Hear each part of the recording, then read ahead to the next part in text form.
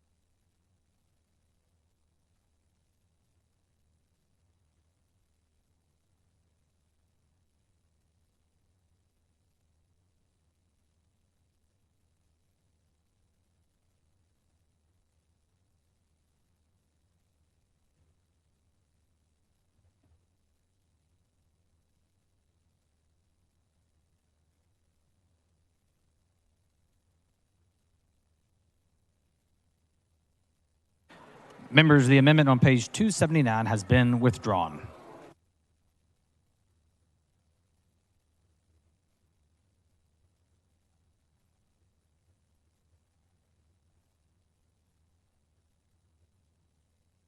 Members, the next amendment is on page 280. The following amendment, the clerk will read the amendment. Amendment by Wilson. The chair recognizes Mr. Wilson to explain the amendment.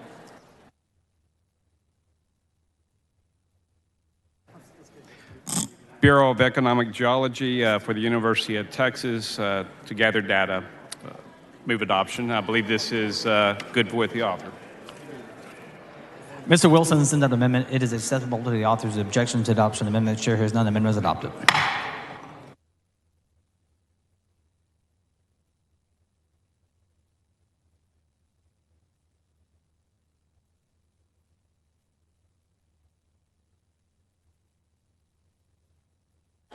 Remember, the amendments on page 282 and 283 have been moved to Article 11.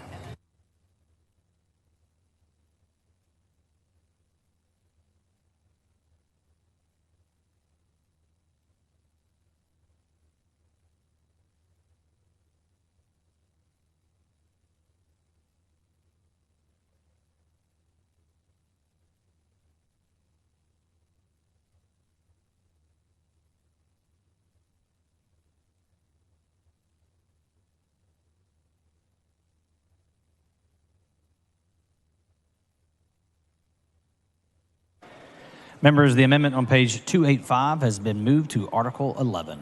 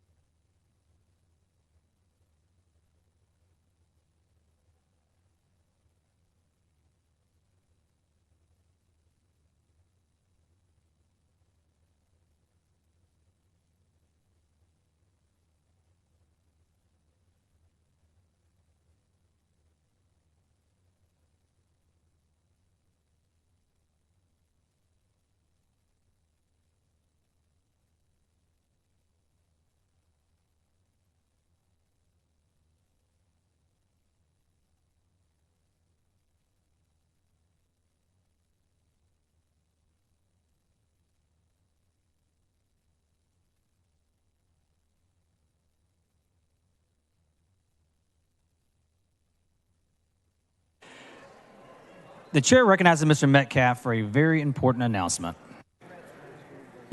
Thank you, Mr. Speaker. Members, we have Gabe's Burgers for sale in the members' lounge.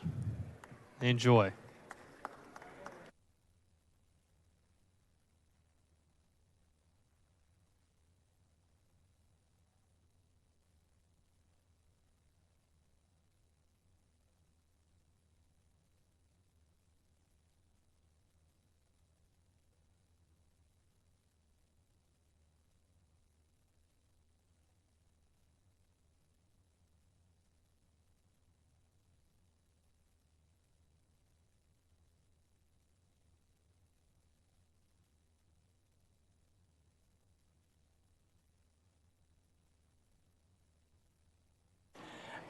The chair recognizes Mr. Wilson for an announcement. Thank you, Mr. Speaker. Members, if I can have your attention for a moment, please. You may not be aware of this, but we have the Texas Legislative Medal of Honor. And essentially, that Medal of Honor nomination deadline is on the 21st of April. Now, for you Aggies, that's Aggie mustard, but for Texas, it is also known as San Jacinto Day.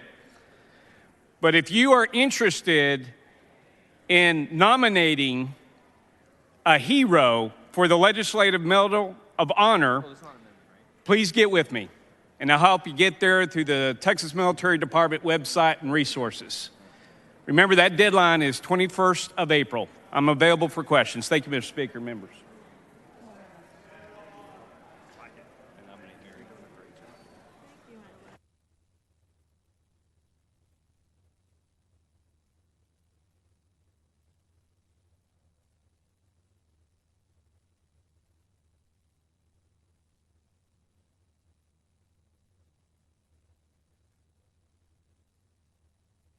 The chair recognizes Mr. Burrows for a motion.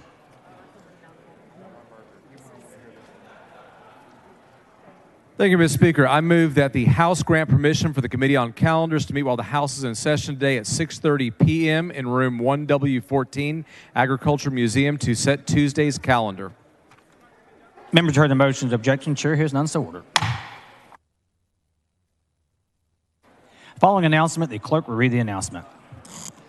The Committee on Calendars will meet today at 6:30 p.m. in room 1W14, Agriculture Museum, in a formal meeting to set Tuesday's calendar.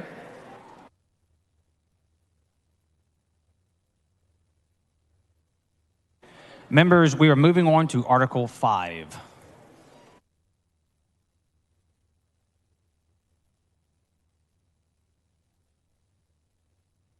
Members, the amendments on page 287 and 288 have been moved to Article 11.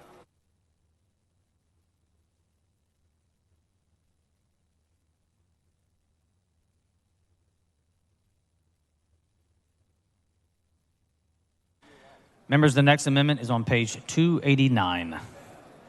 The following amendment, the clerk will read the amendment. Amendment by Cassell. The chair recognizes Mr. Cassell to explain the amendment. Thank you, Mr. Speaker. Members, this is simply a Walker County District Clerk appropriation for dealing with TDCJ facilities that have 7 or more facilities in the county. I believe it's acceptable to the Madam Chair.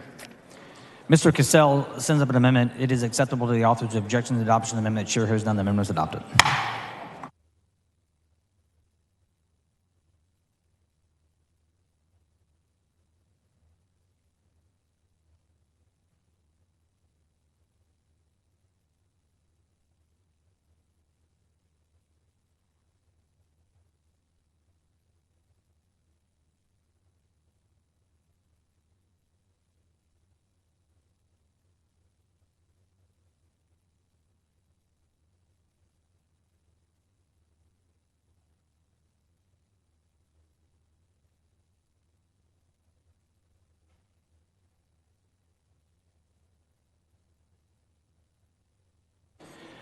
Members, the next amendment is on page 290. The following amendment, the clerk will read the amendment. Amendment by Kane. The chair recognizes Mr. Kane to explain the amendment. Mr. Speaker, Mr. Wu, for what purpose? Mr. Speaker, I rise to call the point of order on further I did not see that consideration coming. of the amendment under Rule 8, Section 4 of the House Rules on grounds that it changes general law. Please bring your point of order down front.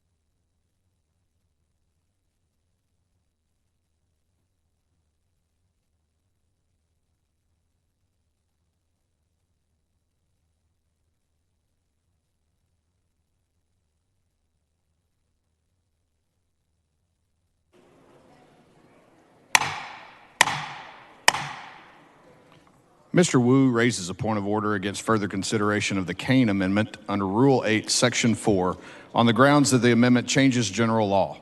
The amendment is similar to the amendment offered by Mr. Kane in the 86th legislature and would bar the department from using appropriated funds for performing certain elective surgeries on inmates. The chair sustained a point of order against the amendment in 2019. Mr. Kane argues that this amendment is different because it is effectively only to the extent authorized by general law. However, it is well settled that a rider is invalid if, absent any prefatory language, it is clear that the rider is designed to impose duties that may be imposed only by general law. Thus, the amendment is essentially the same as the amendment previously ruled out. Accordingly, the point of order is well taken and sustained.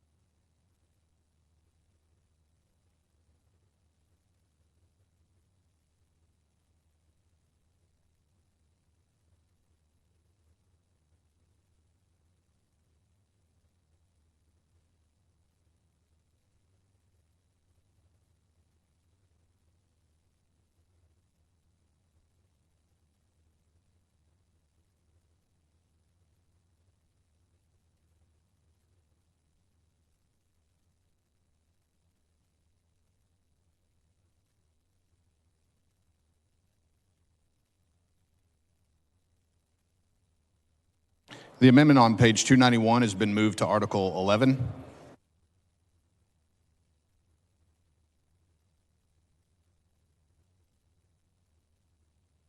The next amendment is on page 292. The following amendment, the clerk will read the amendment. Amendment by Jones of Dallas.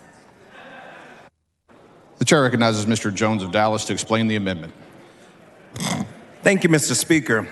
Members, this amendment brings funding to our correctional facilities to train correctional officers to interact and respond to inmates with intellectual development disabilities. The Department of Justice estimates that there is nearly 2 in 5 federal prisoners with at least one disability. If you translate those numbers to our TDCJ prison population, that is over 47,000 individuals currently incarcerated with a disability. We know that 57% of prisoners ages 55 to 64 reported having a disability. We also know that Black and Hispanic inmates are more likely to be underreported to have a disability than their white inmate counterparts. That is why it is so critical that our correctional officers can recognize when they are dealing with someone with an intellectual or development disability. Right now, unless there's a personal relationship, a correctional officer may not even recognize the signs of someone having an IDD, which will prevent them from getting the care and resources they desperately need. If we as a state want to get serious about treating everyone with respect, it needs to include our incarcerated populations. I'm proud to bring this amendment forward as a member of the Corrections Committee and look forward to the House unanimously adopting this amendment. With that, Mr. Speaker, I move adoption. Mr. Jones sends up an amendment. The amendment is acceptable to the author. Is there objection of the adoption of the amendment? The chair hears none, and the amendment is adopted.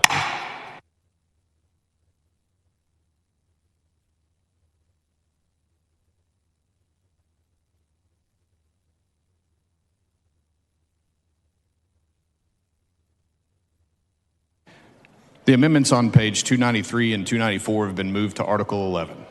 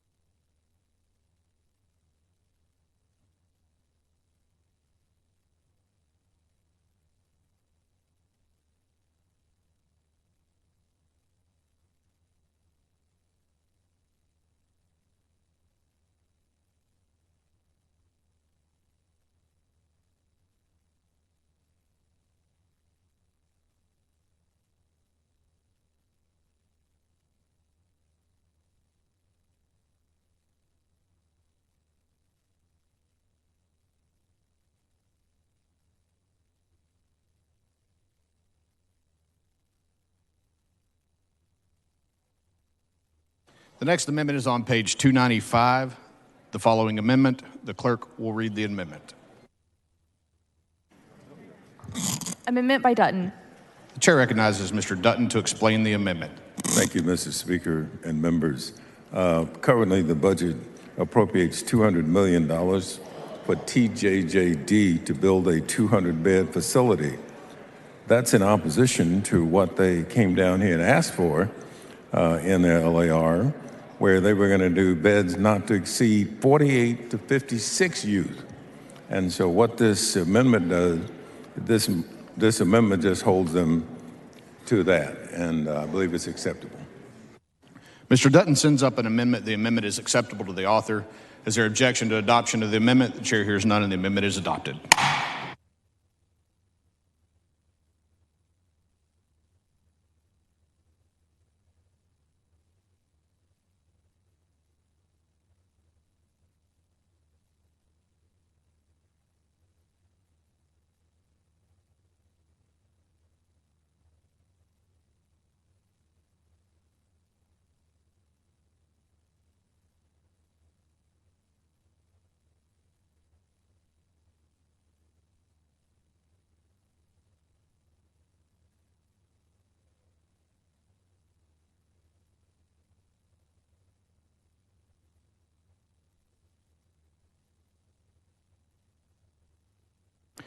The amendments on pages 296 to 316 have been moved to Article 11.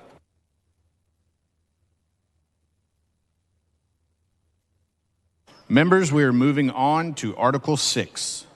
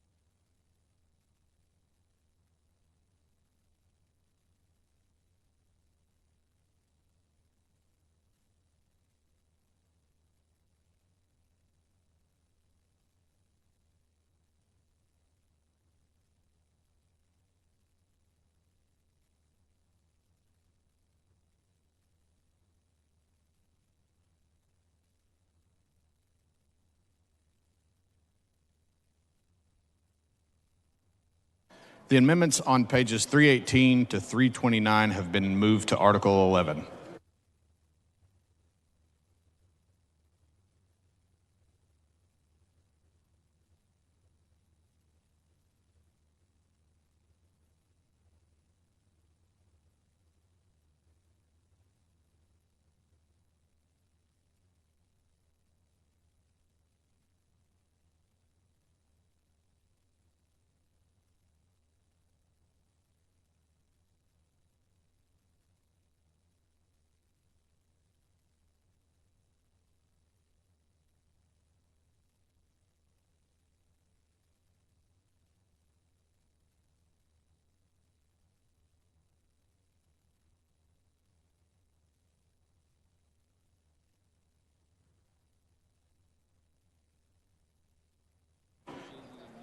The next amendment is on page 330. The following amendment, the clerk will read the amendment.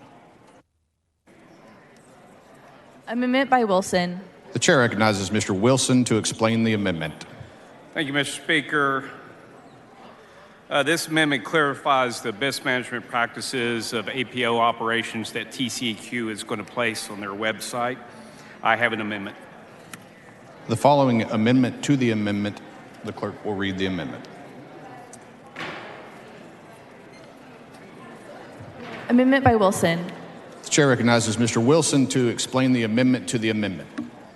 Thank you, Mr. Speaker. Members, this amendment simply strikes the word oversight of aggregate mining and inserts wording such as development of the best management practice described in this rider unless otherwise provided by law. The best management practices are non-binding. Request adoption. Mr. Wilson sends up an amendment to the amendment. The amendment to the amendment is acceptable to the authors. Objection to the adoption of the amendment to the amendment. The chair hears none, and the amendment to the amendment is adopted.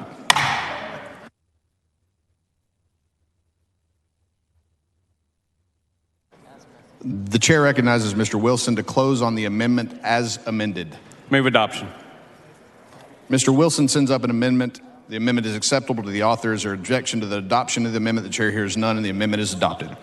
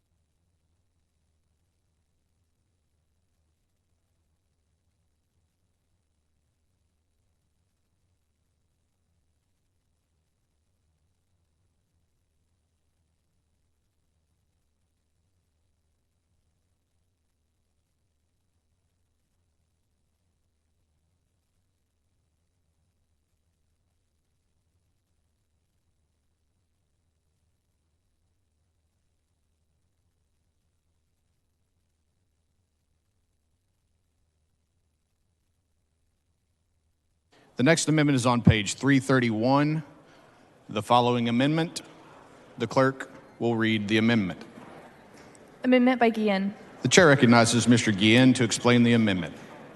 Thank you, Mr. Speaker. Members, there's a growing need to reduce the United States' reliance on foreign uranium, particularly from Russia, as they account for nearly 20% of our country's uranium needs in recent years. This amendment proposes that TCEQ conduct a study and make recommendations on how Texas can best support the uranium mining industry to maximize the state's vast uranium deposits. We do have an amendment to the amendment. Following amendment to the amendment, the clerk will read the amendment to the amendment. Amendment by Guillen. The chair recognizes Mr. Guillen to explain the amendment to the amendment. Thank you, Mr. Speaker. Members, this just adds that the study be done in conjunction with the Texas A&M University Kingsville. I move passage. Mr. Guillen sends up an amendment to the amendment. The amendment to the amendment is acceptable to the authors. Their objection of the adoption of the amendment to the amendment. The chair hears none, and the amendment to the amendment is adopted. The chair recognizes Mr. Guillen to close on the amendment. Thank you, Mr. Speaker. Members, this amendment is acceptable to the author, and I move passage. Mr. Guillen sends up an amendment. The amendment is acceptable to the author. Is there objection to the adoption of the amendment? The chair hears none, and the amendment is adopted.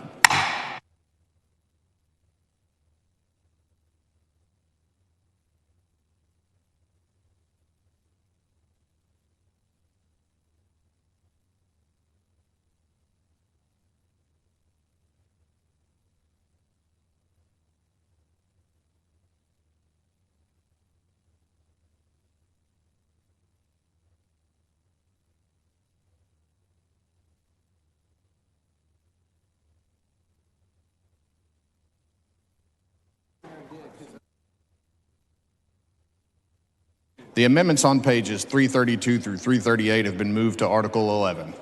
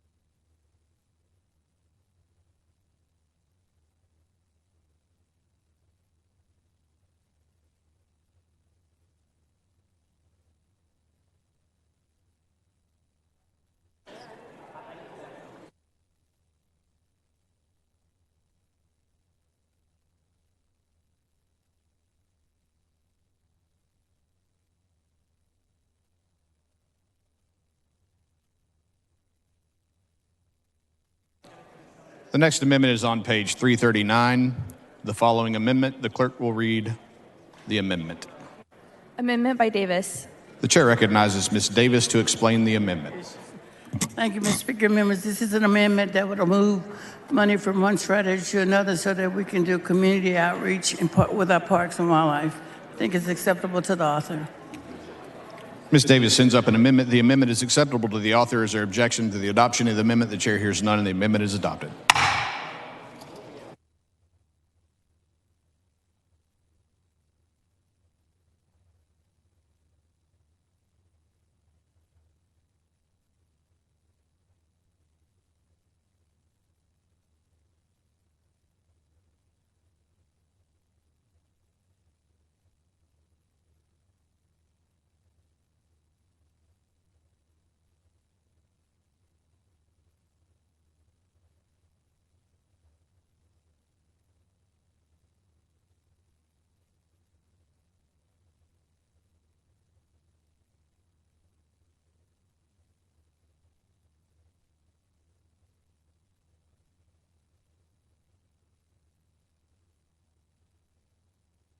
The chair recognizes Mr. Ashby for a motion. Thank you, Mr. Speaker. I move that the House grant permission for the Committee on Culture, Recreation, and Tourism to meet while the House is in session today at 7 p.m. in room 1W.14, the Agriculture Museum, to consider pending and referred business. Members, you've heard the motion. Is there objection? The chair hears none, so ordered. The following announcement, the clerk will read the announcement. The Committee on Culture, Recreation, and Tourism will meet today at 7 p.m. in room 1W14, Agriculture Museum, and a formal meeting to consider pending business and referred business.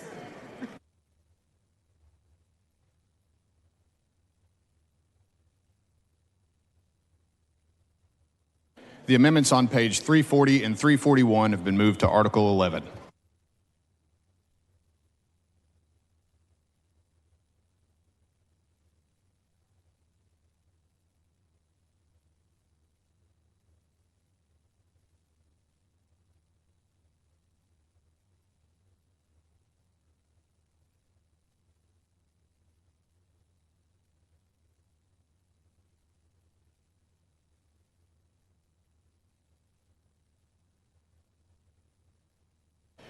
The next amendment is on page 342.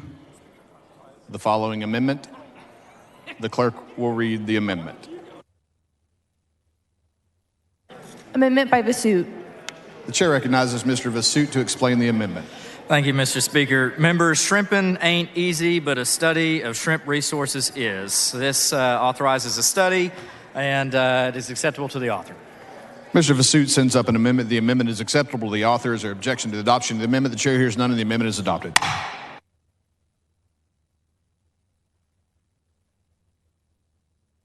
The amendments on pages 343 to 344 have been moved to Article 11.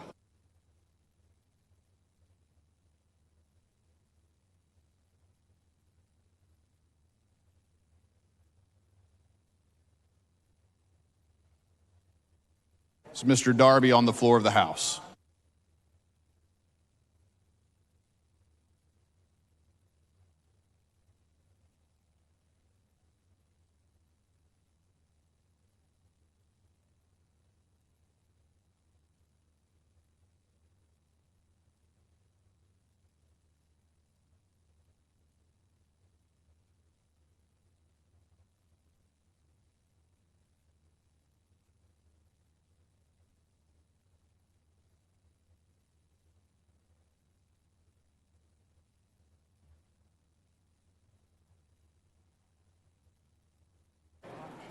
The following amendment on page 345, the following amendment, the clerk will read the amendment.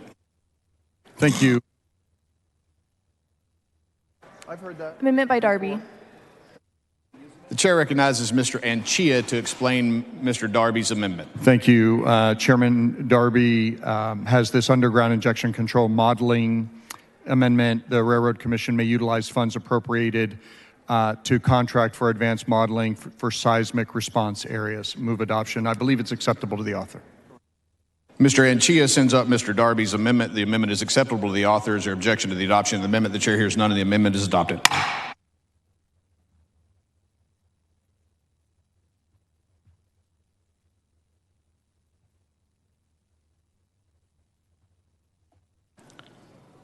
The amendments on page 347 through 352 have been moved to Article 11.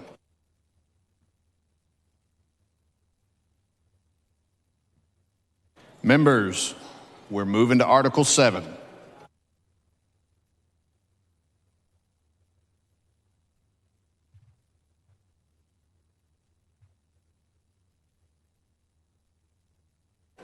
The amendments on page 354 and 355 have been moved to Article 11.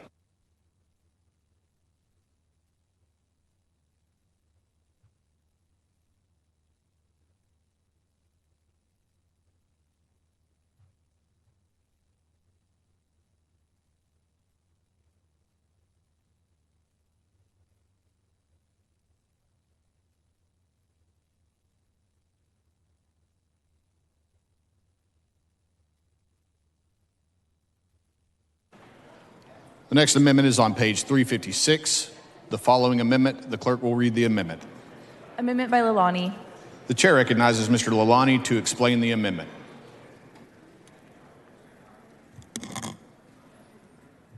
Thank you, Mr. Speaker. Members, before I lay out this amendment, I do have an amendment to the amendment. The amendment corrects the draft error that uses the incorrect budget.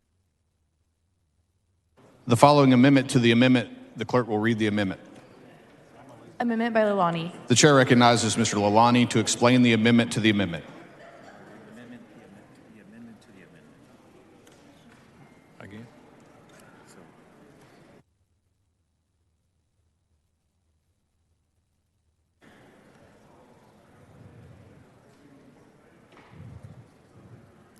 The amendment to the amendment is corrects the drafting error that uses the incorrect budgetary strategy to fund this program, and is acceptable to me.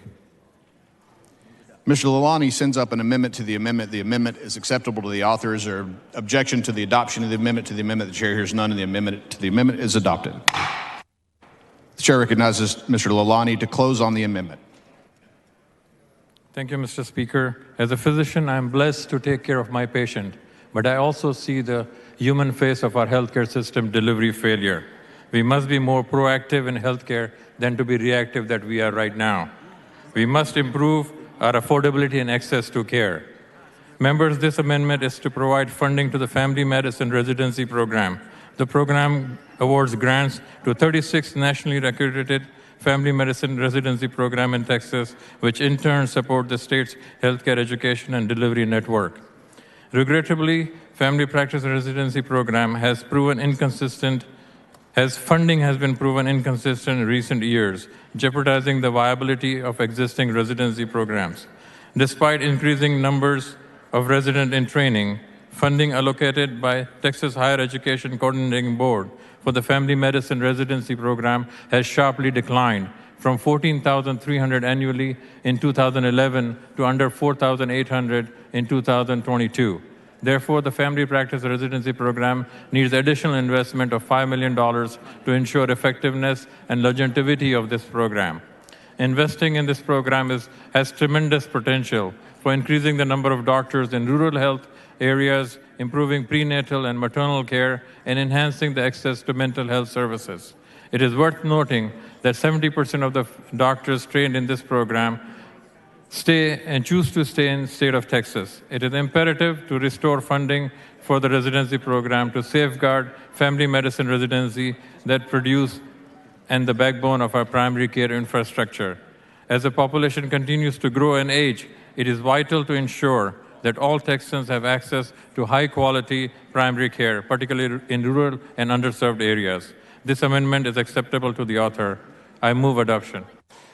Dr. Lalani sends up an amendment. The amendment is acceptable to the author. Is there objection to the adoption of the amendment as amended? The chair hears none, and the amendment is adopted.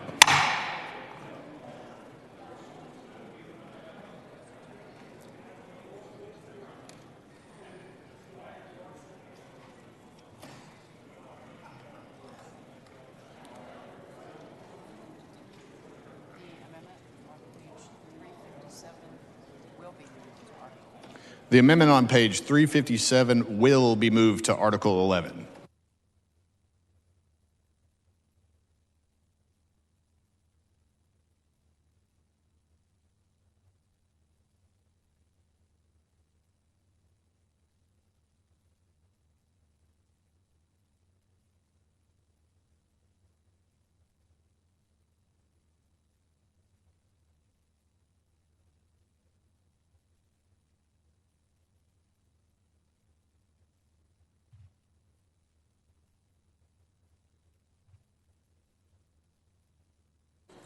The amendments on pages 358 through 364 have been moved to Article 11.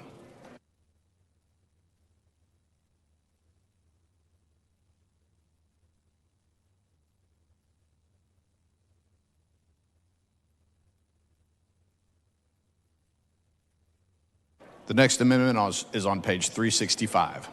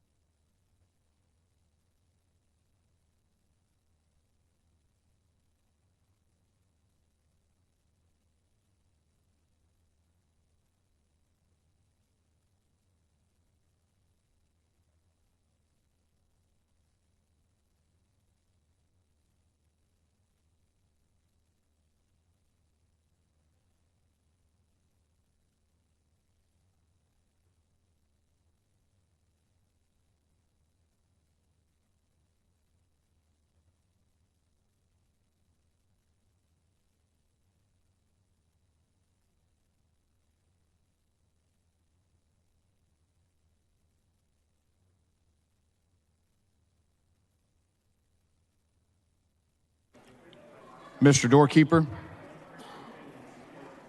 And the Senate at the door of the House. admit the messenger. Mr. Speaker, I'm directed by the Senate to inform the House that the Senate has taken the following action. The Senate has passed the following measures. HCR 92, Rogers, sponsored by King and Springer, congratulating the Parker County Sheriffs.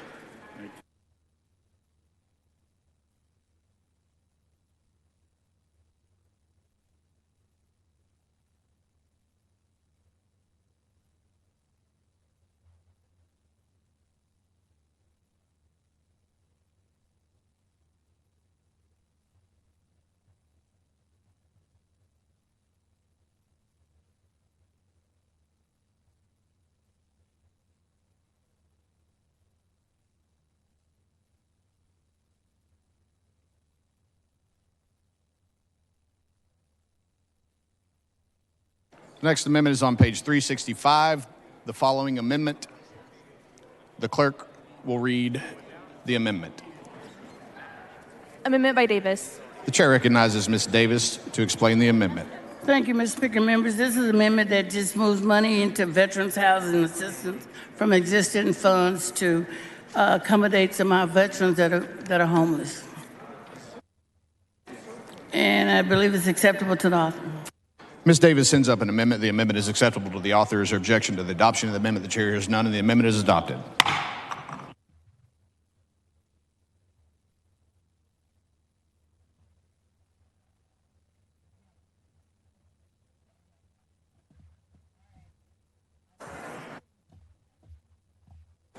The next amendment is on page 366. The following amendment, the clerk will read the amendment. Amendment by Campos. The chair recognizes Ms. Campos to explain the amendment. Mr. Speaker, this amendment is for the purpose of operating a transitional housing pilot program that addresses the needs of homeless veterans.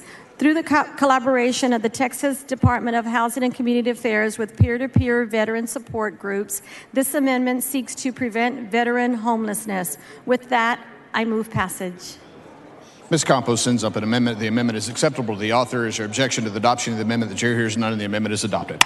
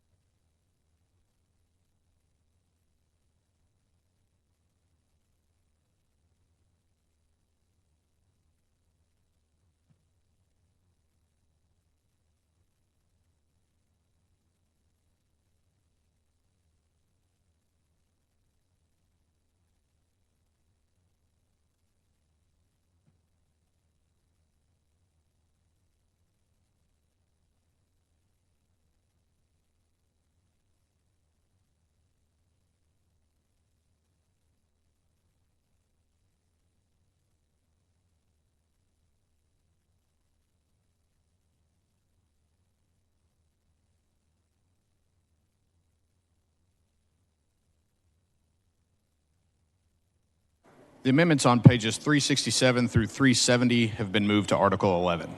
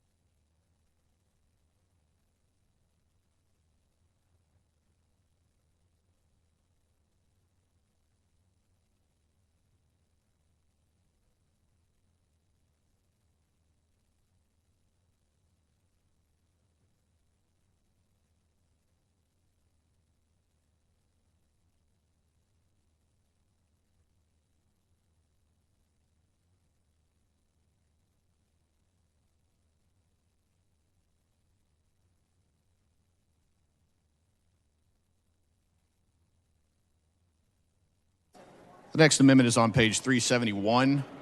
The following amendment, the clerk will read the amendment. Amendment by Gates. The chair recognizes Mr. Gates to explain the amendment. Mr. Speaker and members, this amendment is contingent on the enactment of a bill I filed that closes an outrageous loophole in our law about using public facility corporations, commonly referred to as PFCs, for affordable housing that's being abused.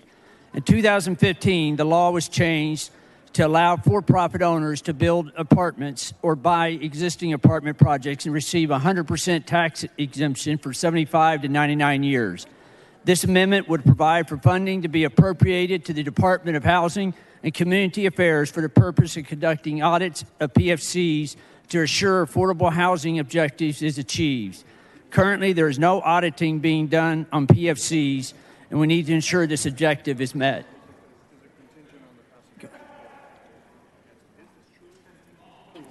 Mr. Paul, for what purpose? Will the member yield for a question? Will the gentleman yield for a question? Yes. The gentleman yields.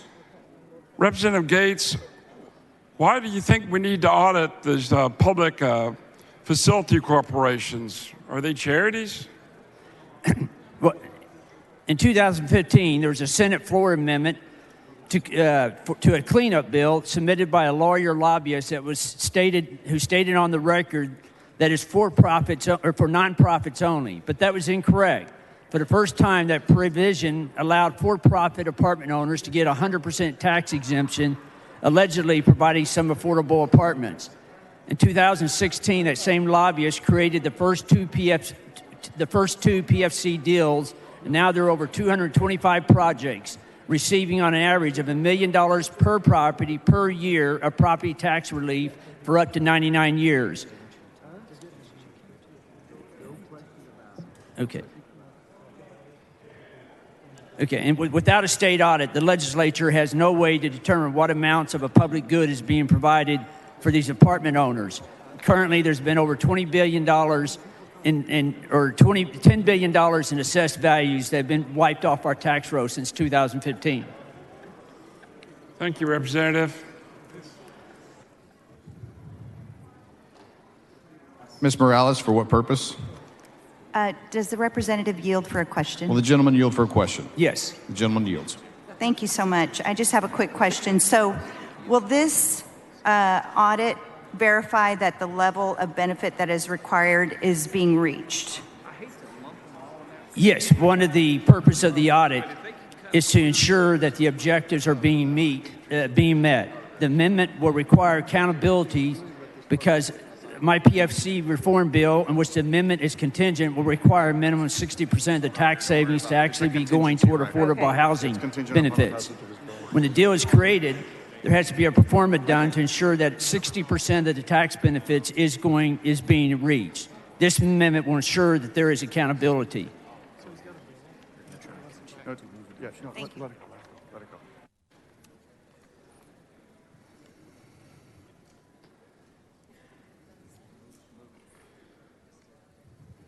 Mr. Wilson, for what purpose? Is the member available for a question? Will the gentleman yield for a question? Yes. The gentleman yields. Yes, sir. Thank you, Mr. Speaker. Will this audit be only for PFCs going forward? The state is unaware of the financial Armageddon that is barreling down the track it is. When you wipe out the local school property taxes,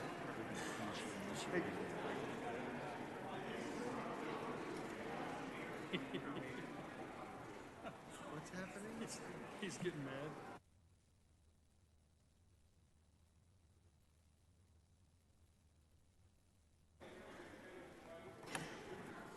can't explain.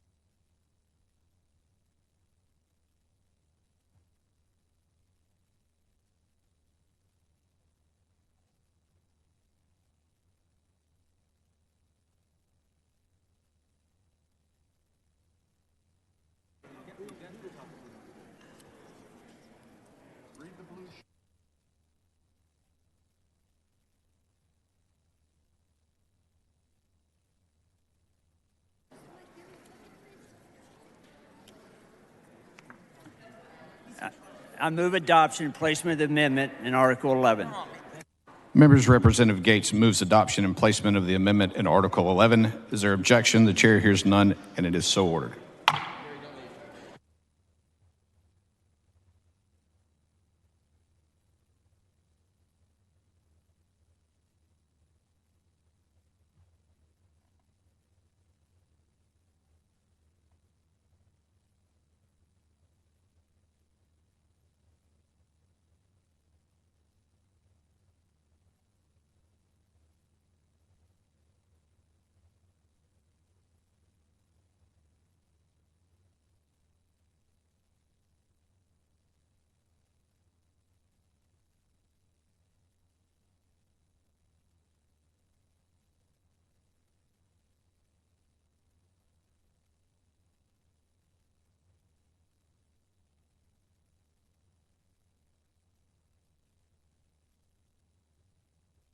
The amendment on page 373 has been moved to Article 11.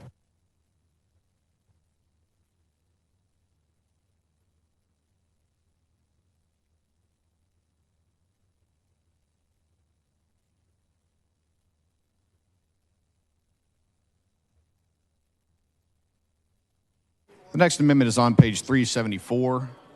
The following amendment. The clerk will read the amendment. Amendment by Click. The chair recognizes Ms. Click to explain the amendment.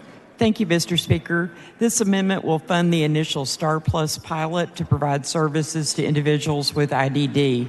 The pilot's a path forward to structure to address the IDD interest list and test a new service delivery model that we'll be rolling out in future years. This amendment is acceptable to the author, and I move adoption. Ms. Click sends up an amendment. The amendment is acceptable to the author. Is there objection to the adoption of the amendment? The chair hears none, and the amendment is adopted.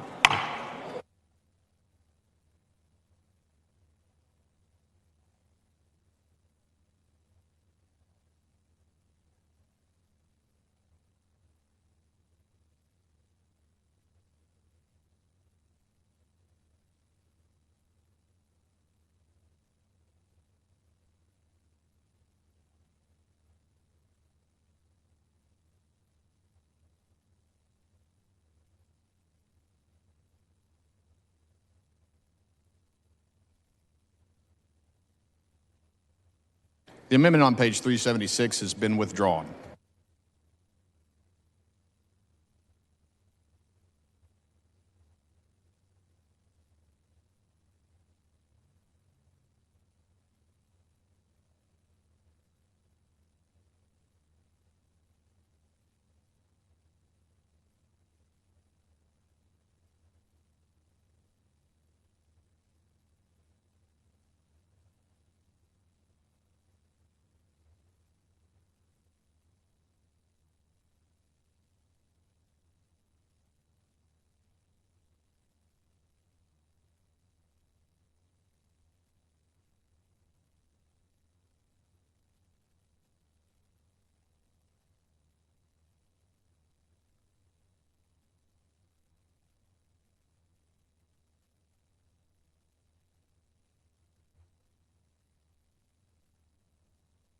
The amendment on page 377 will be moved to Article 11.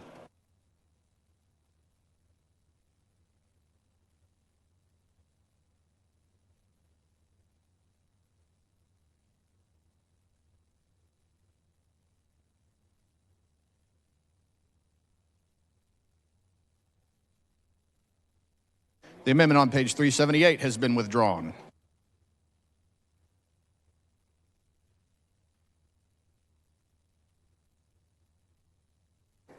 The amendments on page 379 and 380 have been moved to Article 11.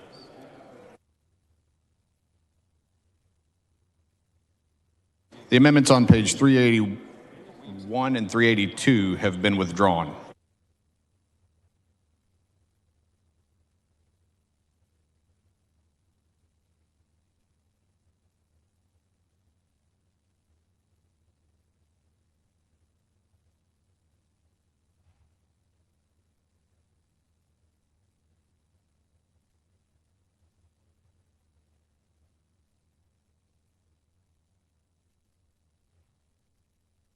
The amendment on page 383 has been moved to Article 11.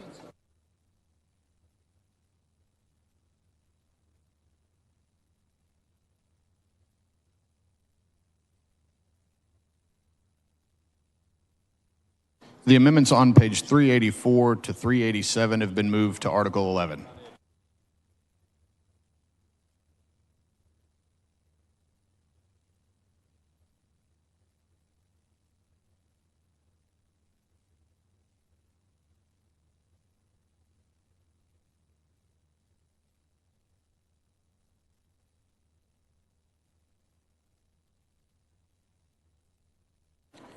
The next amendment will be on page 388. The following amendment, the clerk will read the amendment. Amendment by Davis. The chair recognizes Ms. Davis to explain the amendment.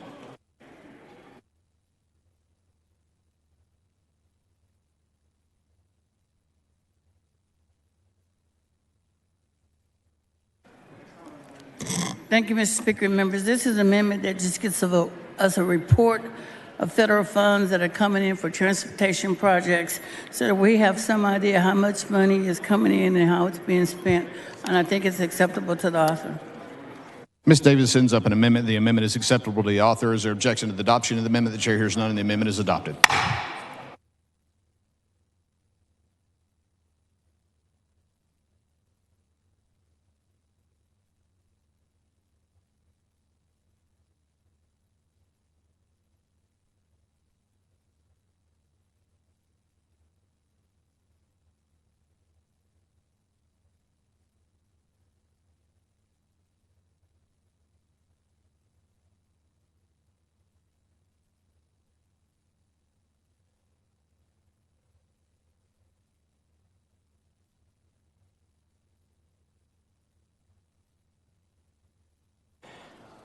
Members, the amendments on page 389 to 391 have been moved to Article 11.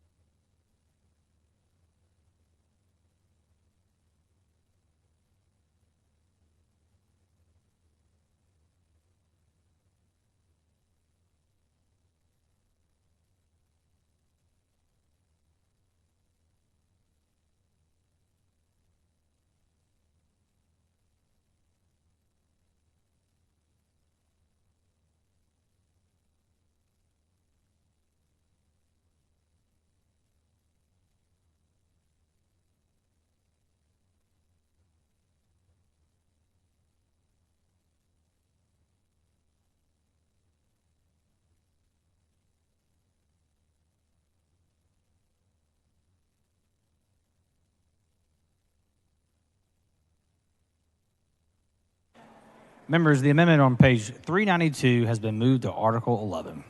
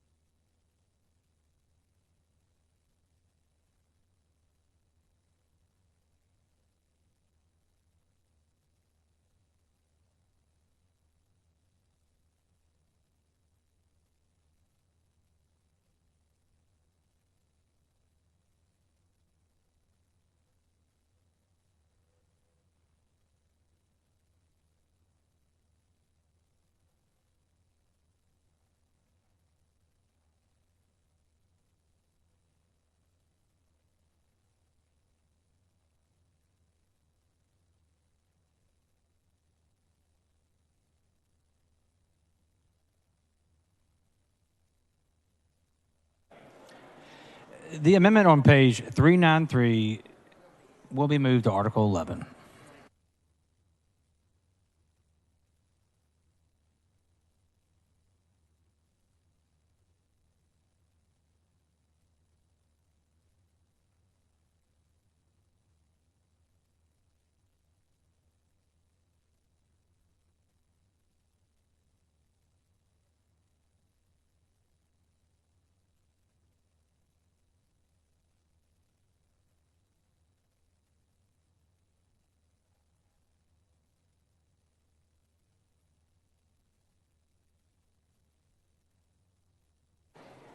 Members, the next amendment is on page 394.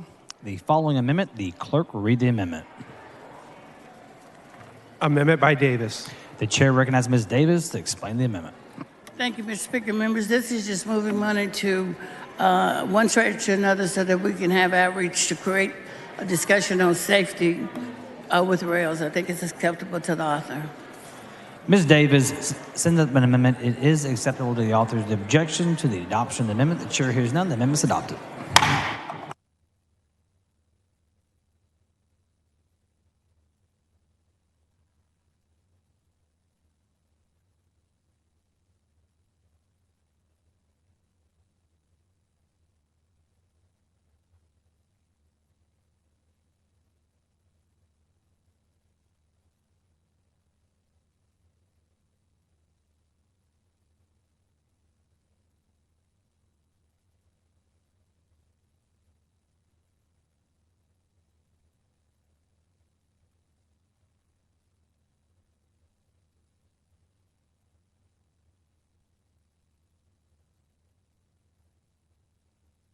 Members, the next amendment is on page 395. The following amendment, the clerk will read the amendment.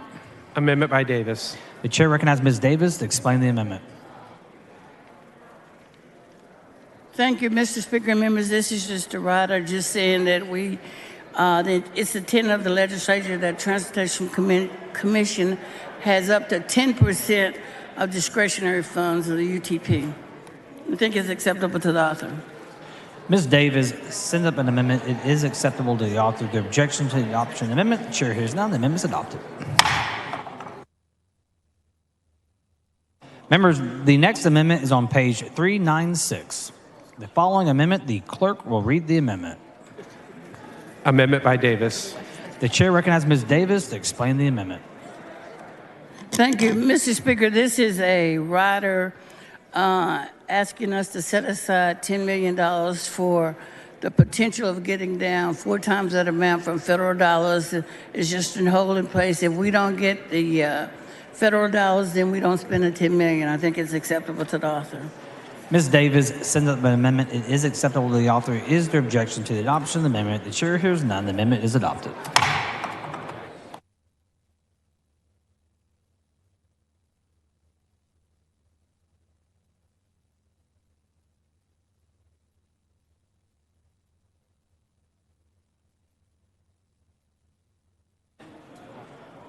Members, the amendments on pages 397 to 407 have been moved to Article 11.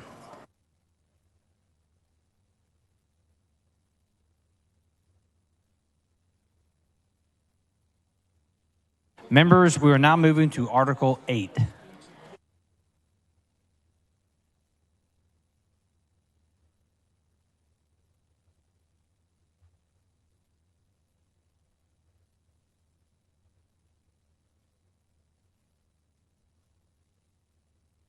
Members, the next amendment is on page 409. The following amendment, the clerk will read the amendment. Amendment by Thompson of Brazoria. The chair recognizes Mr. Thompson of Brazoria to explain the amendment. Thank you, members. I have an amendment to the amendment. The following amendment to the amendment, the clerk will read the amendment. Amendment by Thompson of Brazoria. The chair recognizes Mr. Thompson of Brazoria to explain the amendment to the amendment. Thank you, Mr. Speaker. Members, the amendment is for the purpose of retaining a captive insurance specialist to support captive insurance oversight and related activities in the captive insurance market.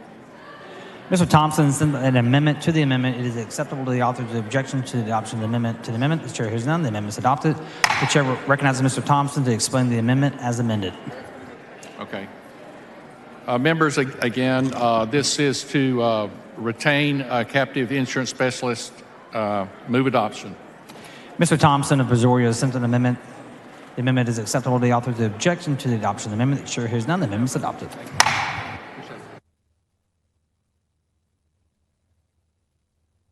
Members, the amendment on page 410 has been moved to Article 11. Members, we are moving on to Article 9.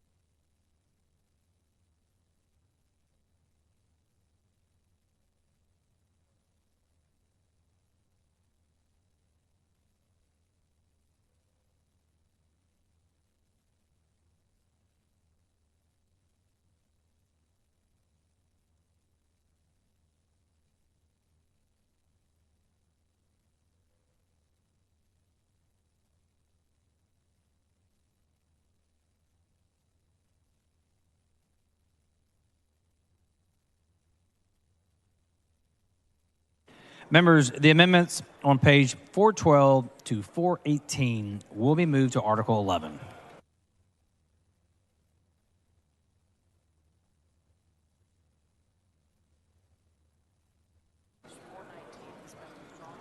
Members, the amendment on page 419 has been withdrawn.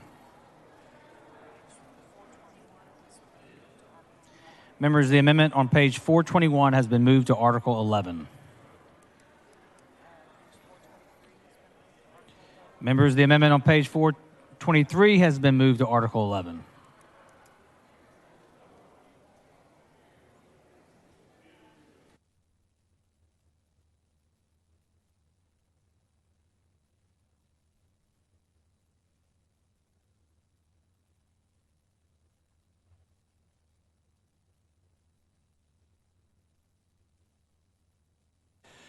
Members, the amendment on page 424 has been moved to Article 11.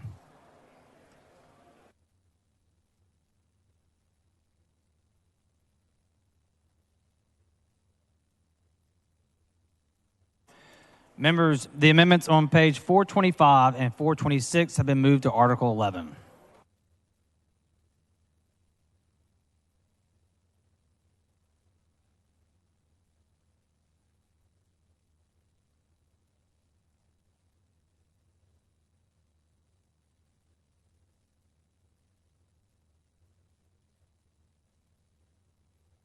Is Mr. Vasut on the floor of the House?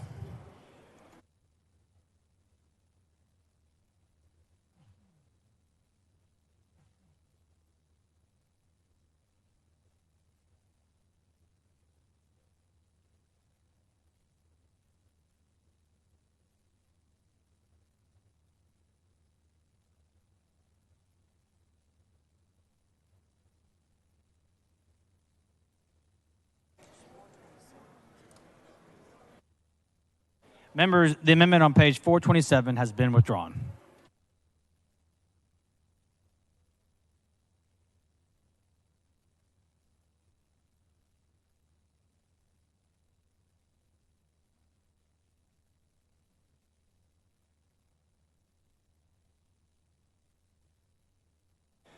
Members, the amendment on page 428 has been moved to Article 11.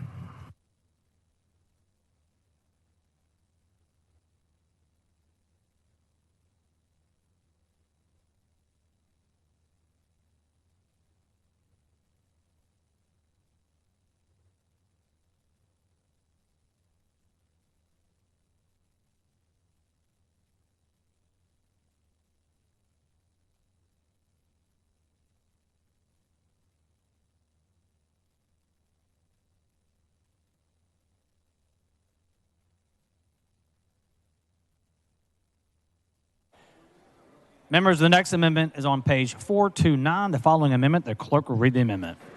Amendment by Bryant. The chair recognizes Mr. Bryant to explain the amendment. Members of the House, this is an opportunity to do something concrete related to the school shootings and the continuing threat to our school facilities. After the deadly Santa Fe school shooting, the 86th legislature passed Senate Bill 11, which created an annual school safety allotment, a special allotment alongside the basic allotment, such as facilities allotment, transportation allotment, and so forth. There is a school safety allotment. This amendment would take the money which is currently in the HB 1 that simply says for school safety and take that money and put it into the school safety allotment to make sure that the following things can be done with that money: improving school infrastructure, physical barriers, security cameras, technology, including communications, all kinds of security for the district, including peace officers and security officers, school safety, security training and planning, and mental health. I'm offering the amendment because I hope that you will join me in my desire to see to it that the money doesn't simply go to bureaucrats to figure out what to do with it and parcel it out as they decide and see fit, but instead goes directly into the school safety allotment to protect our children.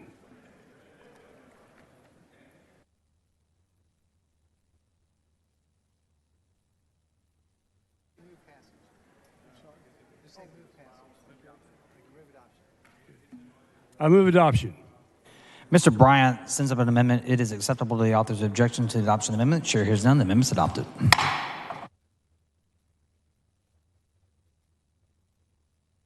Members, the amendment on page 430 has been moved to Article 11. Members, we are moving on to Article 10.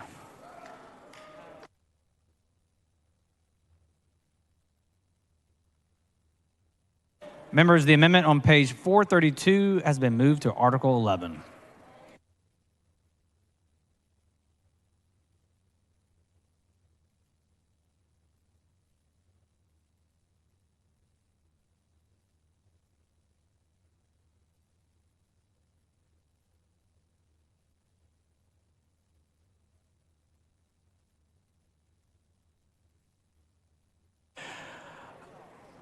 Members, in a twist of irony, all the amendments in Article 11 have been moved to Article 11.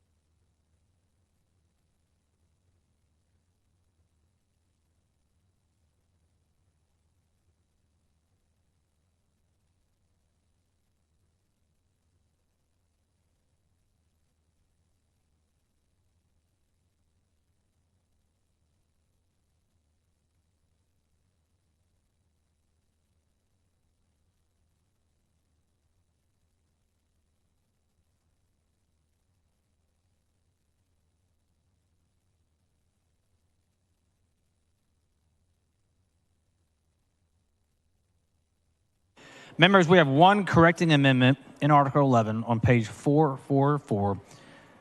The following amendment, the clerk read the amendment.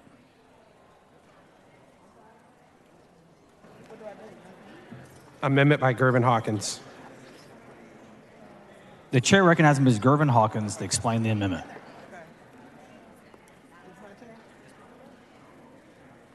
Thank you, Mr. Speaker. Members, this is a great bill.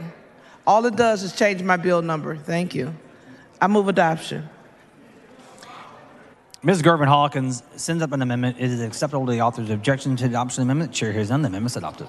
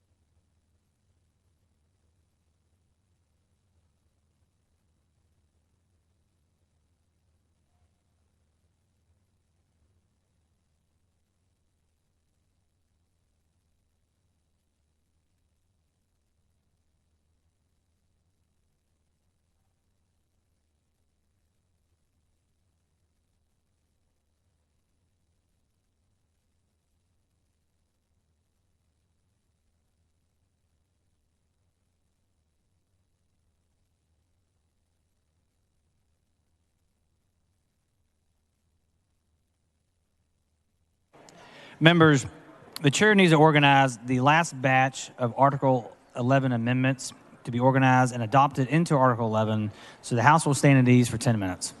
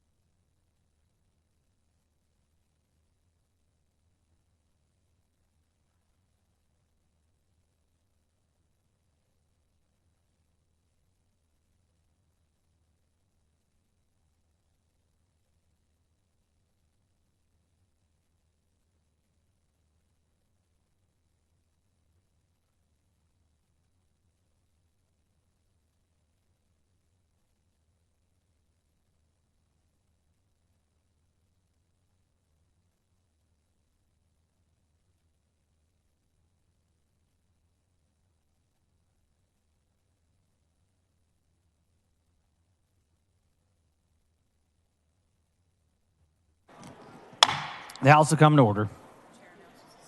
The chair announces the signing of the following in the presence of the House. SCR 39.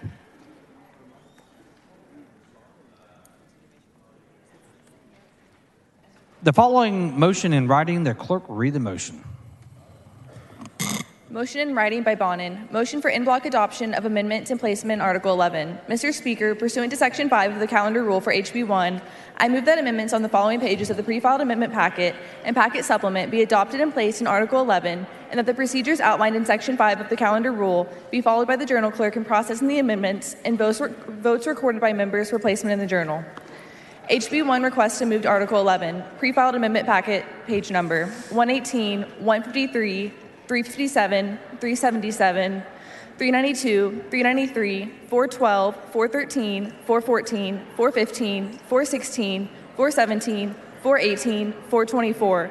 Supplement packet page number 3, 4, 9, 10. Is there objection to the adoption of the motion? The chair hears none. The motion is adopted.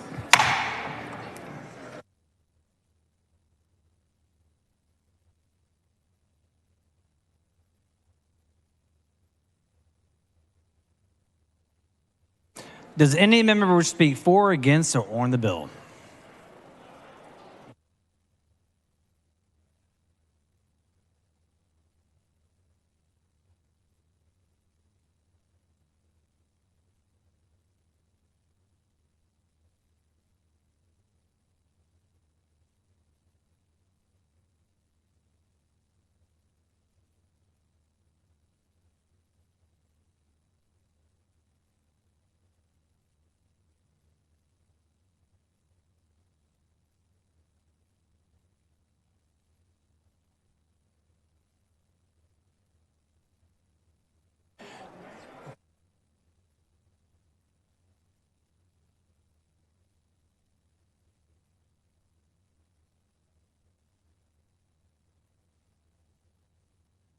The chair recognizes Ms. Martinez Fisher to speak on the bill. Thank you, Mr. Speaker and members. I know it's been a long day and we still have another budget to go, but we're going to take a vote. I think it's important for us to just sort of summarize what we have seen today and frankly, what we've seen over the last couple of months. I am speaking on this bill,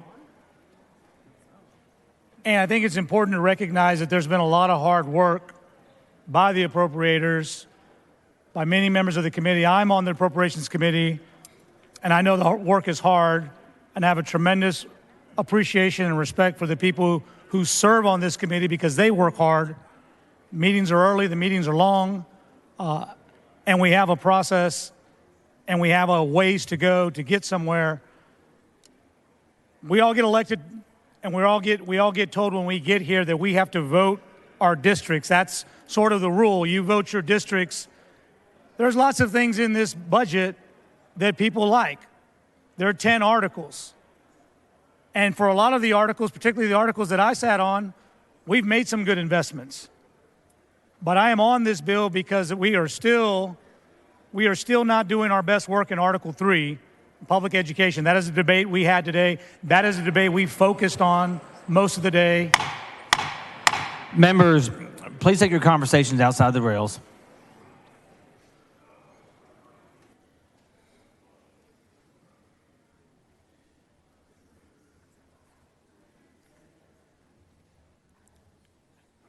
Education is the debate we had today.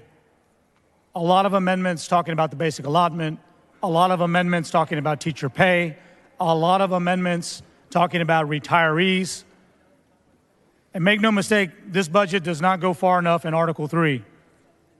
And so I'm disappointed in a session with record revenue, with a accounting structure where we have made decisions to spend and make big investments and do that outside of our spending limit. And I think that our teachers deserve to have that opportunity, whether we can do it within this budget or if we want to dedicate it and let voters decide. I'm okay with letting voters decide on whether we should give teachers a pay raise. I am okay with letting voters decide if we should let voters increase the basic allotment funding for our schools. I am okay to dedicate funds for our school system. If we don't have the ability to do it within our spending limit, we can do it like everybody else is doing it for big ticket items with constitutional amendments. So I am hoping that as this process moves, as I've talked to some of the appropriators, the subcommittee chairs, those will be involved in the process as it becomes a matter of conference, that we're not going to forget about Article 3, and we will continue to invest. We will continue to push on Article 3. I hope every single one of you that supported education amendments don't give up. Those of you that made that vote, whether it was for teacher pay or for basic allotment, that you continue to fight and advocate for Article 3, for public ed. There are members of our caucus, of the Democratic caucus, that are on both sides of this issue that will vote for this budget and some that will not. And I think that for anybody who takes that vote, they are voting for their districts, and we respect them, and we respect their decision-making. I voted against this budget as it came out of committee, as did 2 other members of the Appropriations Committee. I have since had the opportunity to work on some things, get some amendments adopted, have some conversations, but we're not done. And so that's why I'm speaking on this bill. I think we've made our point on public education. I don't think it's a mystery. I don't think it's a secret. I think we know where we need to prioritize on this budget. I hope we've been heard. I hope we're being listened to. And I hope as we continue to negotiate and discuss this down the road, that we are all weighing in. This is not a red or a blue issue when it comes to putting money in schools or paying our teachers. This is a right or wrong issue. It's always been a right or wrong issue. And let's make this right. Let's work on this together. Let's acknowledge the work that's being done. And I ask you to... Members, please take your conversations outside the rail. Thank you, Mr. Speaker. I appreciate that. Members, vote your districts. That's the best thing you can do. If you're not happy with this budget and you want to vote no, vote no. If you like the progress that's being made and you respect the process, you do what you have to do. Vote as your constituents would want you to do. But make no mistake, as I cast my vote, I will be casting my vote knowing that I am not done with Article 3. I hope this conference is not done with Article 3. I hope we can find the courage to instruct our conferees to make Article 3 a priority, bring us back more money, bring us a budget that we can be proud of all the articles, not most of the articles. Thank you, Mr. Speaker. Members, it's been a long day, and I know many of us are tired, but please have some order and take your conversations outside the rail or outside the chamber. The chair recognizes Ms. Hinojosa to speak against the bill. Thank you, Mr. Speaker. Members, Pablo Denisi, I want you to listen up. I have never voted against the budget in all my time here. But the beginning of this school year, my son, Pablo, did not get a 5th grade teacher in an Austin ISD school. We waited for 2 weeks while he was babysat by the librarian. We were told that a teacher had been identified in Mexico because we could not find a teacher in Texas who would work for the district at the pay and the conditions that the district was offering. That visa fell through for that teacher. 2 weeks later, his class was split in 2. Half the class went to one already full class. The other half went to one already full class. We struggled for a few weeks. I went to meet with the teacher to say, this isn't working. Pablo is struggling. He is anxious. He can't keep up. Something needs to change. This veteran teacher looked me in the eyes and she said, and this is verbatim because I will never forget this moment, she said, I used to be a great teacher. I used to be the best, but not anymore.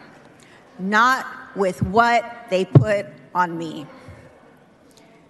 And the they she was referring to is us. We put mandates and constraints on our public schools, and we do not fully fund these schools. But notwithstanding, our teachers come through and they make it work. She said to me after that conversation, she said, but listen, here is my cell number. Every time Pablo has a bad day, you call me, and I will remind you of something wonderful that happened, and we will make this work. And they have all struggled, Pablo's class, his teacher, his school, but they make it work. Because our teachers always come through for us. This is not just a post-pandemic problem, but yes, members, it has gotten much worse post-pandemic. But pre-pandemic, Pablo, in second grade, was struggling with reading. His teacher came to me and said, I think maybe he has dyslexia. We should probably get him evaluated. Dyslexia runs in my family. I said, that might be right. I'm all for it. Days passed, months passed, a year passed, no evaluation for Pablo. Because it turns out that the state had just lifted the cap on identifying students who were in public education because Betsy DeVos said, Texas, you cannot limit the amount of kids that are identified for special education. That is unconstitutional. It violates the rights of children. They lifted the cap. They put us under federal oversight, which we are still under today.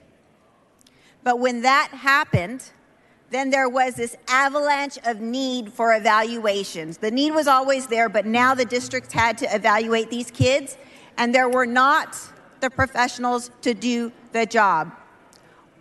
We ended up spending thousands of dollars to get my child evaluated for special education. But even then, still, our teachers came through.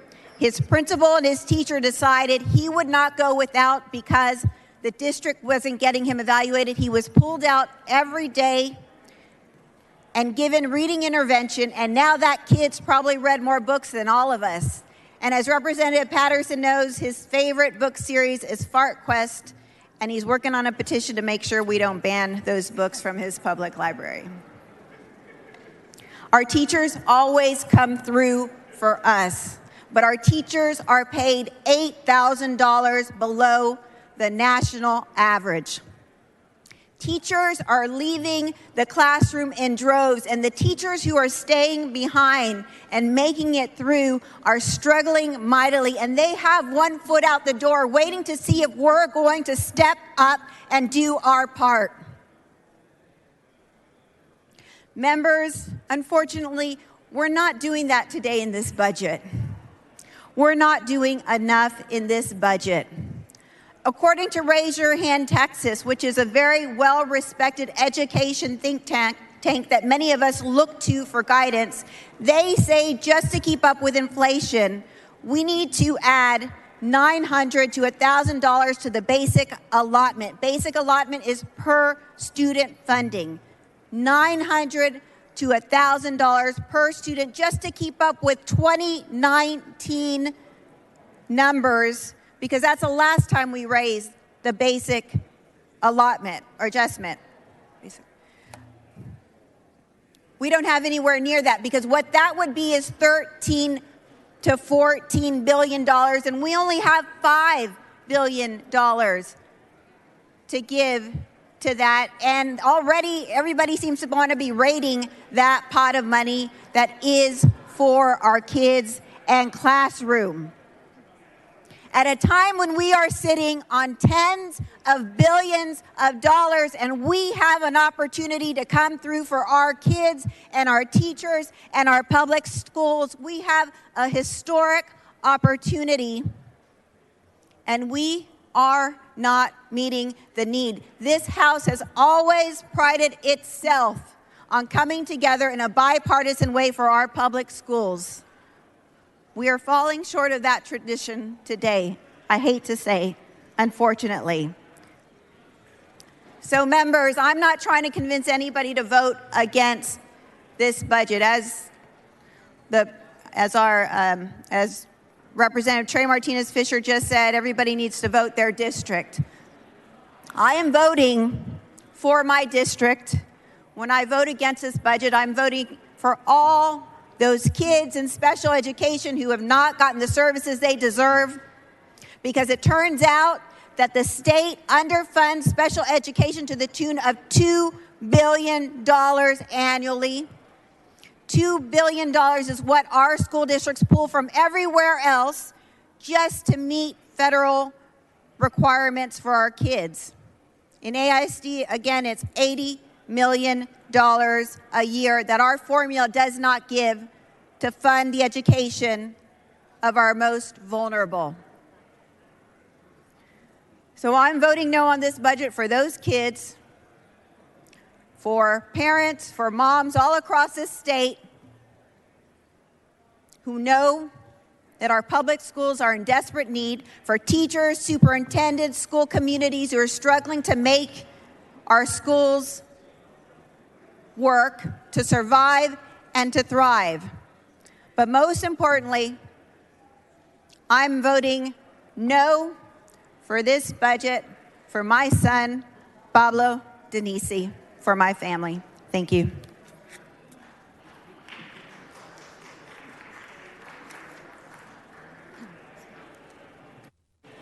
The chair recognizes Ms. Howard in favor of HB 1.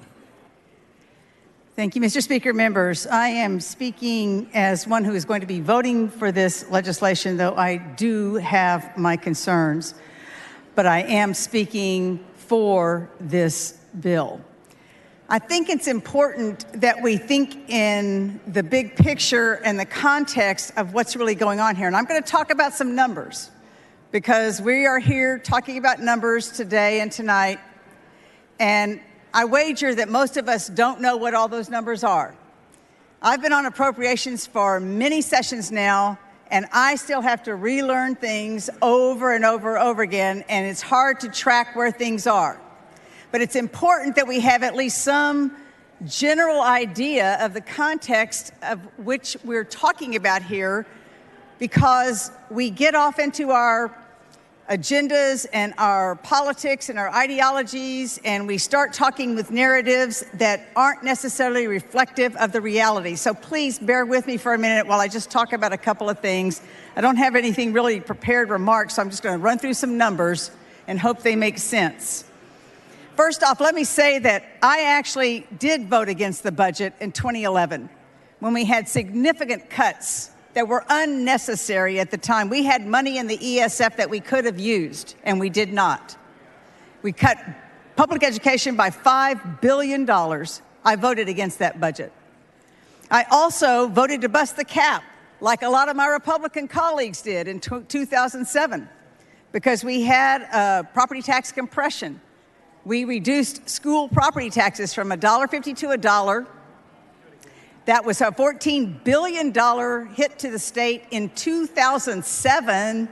It'd be a lot more now. We voted to bust the cap, to do what was right at that point in time. If you look at the summary that the Legislative Budget Board has given us on HB 1, you will see that under the pay-go limit, the amount of money that we have available to spend, after HB 1, we had $25.6 billion left under pay-go. We had $1.3 billion left under our constitutional spending limit and $12.5 billion left under the statutory consolidated spending limit. These numbers are important because they tell us what we have left to spend. I would suggest to you also, though, that if you look at the amount of money that we have available to us, we started off, everybody talks about the $32.7 billion surplus. Indeed, that was the number that was given to us. But I have broken that down, and there may be some that might dispute my numbers, but the best I can come up with, we started off with $32.7 billion surplus. Then we had, approximately $10 billion, I don't know what the exact number is, that the comptroller predicted we would have in this upcoming biennium. So we started off with about $43 billion in pay-as-you-go amount that we had to work with. After HB1 and SB3, when these are passed, we would have $26 billion left. $17 billion was spent on top of this introduced budget. I want y'all to hear that. $17 billion has actually been spent on some good things to help Texans.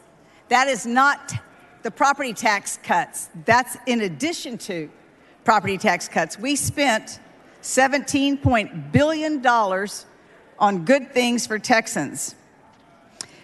And if you add the $4 billion in the supplemental, that comes out to $21 billion in new spending. Some of that's one-time spending. Some of that is going to be recurring, which gets me to where we are now when we talk about what we have left.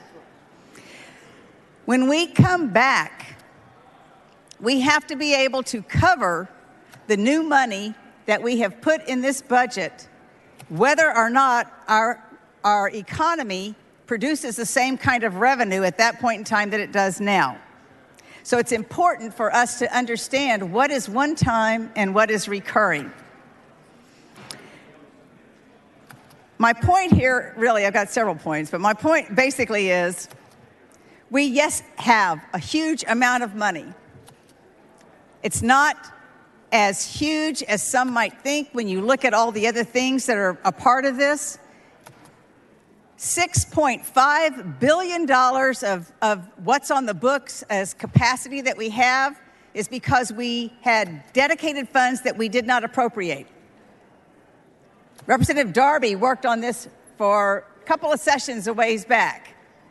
Let me say that again. When you're talking about a surplus, part of that surplus is dedicated funds that we did not spend on the purpose for which they were dedicated. $6.5 billion of that surplus is on the books because we did not spend it on what it is supposed to be spent on. We've got to look at this in context. The Economic Stabilization Fund, $27 billion is projected to be in that fund. Huge amount of money. That fund was set up to help us in times of a shortfall. That is our savings account. That is not money that we spend on other things unless perhaps we can set up funds for infrastructure. Moody's looks at that kind of thing. That is our savings account. That is not for recurring expenditures. The money that we're leaving unspent, is, in my estimation, is $19 billion. That may not be the exact number. The problem I have with that is we haven't had the discussion about what we should do to access those funds. How much do we need to leave in the bank to help us cover a supplemental when we come back next session? How much could we actually spend right now to invest in what Texans need? We have not invested in our employees' retirement. We've done something to raise the state employee salaries, which is great. I'm appreciative and supportive of that. But what have we done to help our state retirees who haven't had increases in, I think it's been since 2007, a long time? The community attendance that a lot of us keep talking about. They're still at the rate of $8.11 an hour to care for the most vulnerable among us. And we've been hearing time and time again about school funding needs that we have. If we raise the basic allotment, we can get more money into our classrooms, we can get more money into our teachers and other employees because it requires a salary increase, and it will decrease recapture, which is affecting more and more of our districts every day. So really, I guess what I want to leave y'all with here is there's a lot to be looked at here. We have not had the opportunity to really just determine these things, to talk about these things, to debate these things. We are being given things to work with, and I am going to go with what we have right now because it is taking us forward. This is not the end. Tonight is not the end. There are more opportunities to do some of the things that we want to do, and I want to be able to work on that to make that happen. There's a lot more to do. We need to have a lot more discussion, and we need to, as a body, talk about what our priorities are. We haven't had that opportunity. So just wanted to share some of that with you. With that being said, though, I am going to be voting for the budget. And I respect those who are choosing not to for the reasons that are being presented by them, but I believe that we have some good things in this budget. I think we need to go forward with that and continue to work on it and make sure we get more that addresses the needs of our constituents and of every Texan in this state. Thank you. The chair recognizes Ms. Davis to speak in opposition to the bill.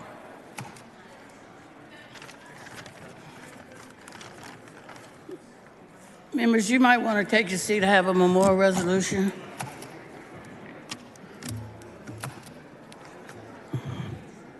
So I would like for you to join me in recognizing that I will be voting no on this budget. Typically, your budget at home reflects your values of your family. And I think the budget of the legislature ought to reflect the values of the state we live in. And I think we missed it this time. For me, it's quite interesting. Representative Smithy said we're a marketplace of ideas in this chamber. So it's difficult for me to understand why it is so threatening, what is so threatening about having us being included, having equity, and having diversity. Why are we so afraid, or why is this chamber so afraid that they're willing to, in our budget, put DEI and have our institutions talking about discriminating, not being equitable, and not inclusive? We have spent many, many years trying to make this grand state, this international state, and be the leaders.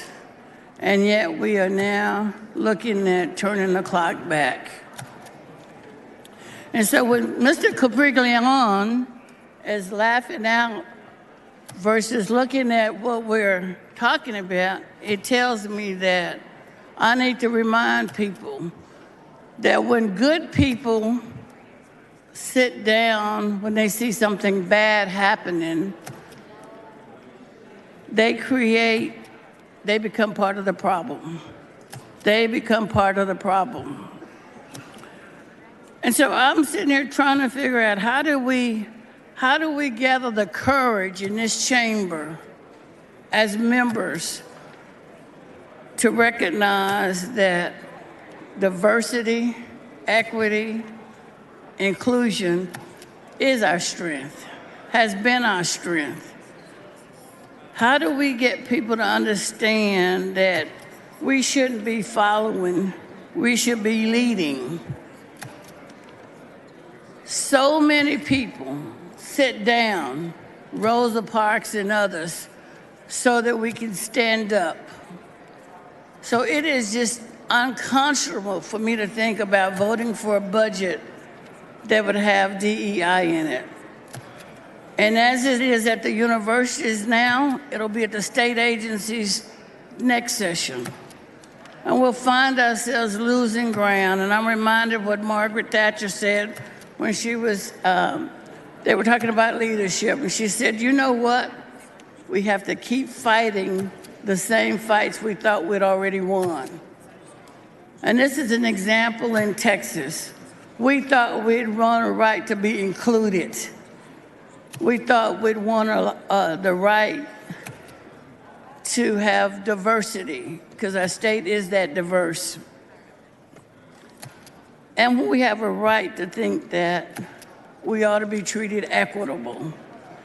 So members, I rise against this budget, not because it doesn't have good things in it, but if you put good things in it and you put something that's so horrible, it undermines the very fabric of what society is about.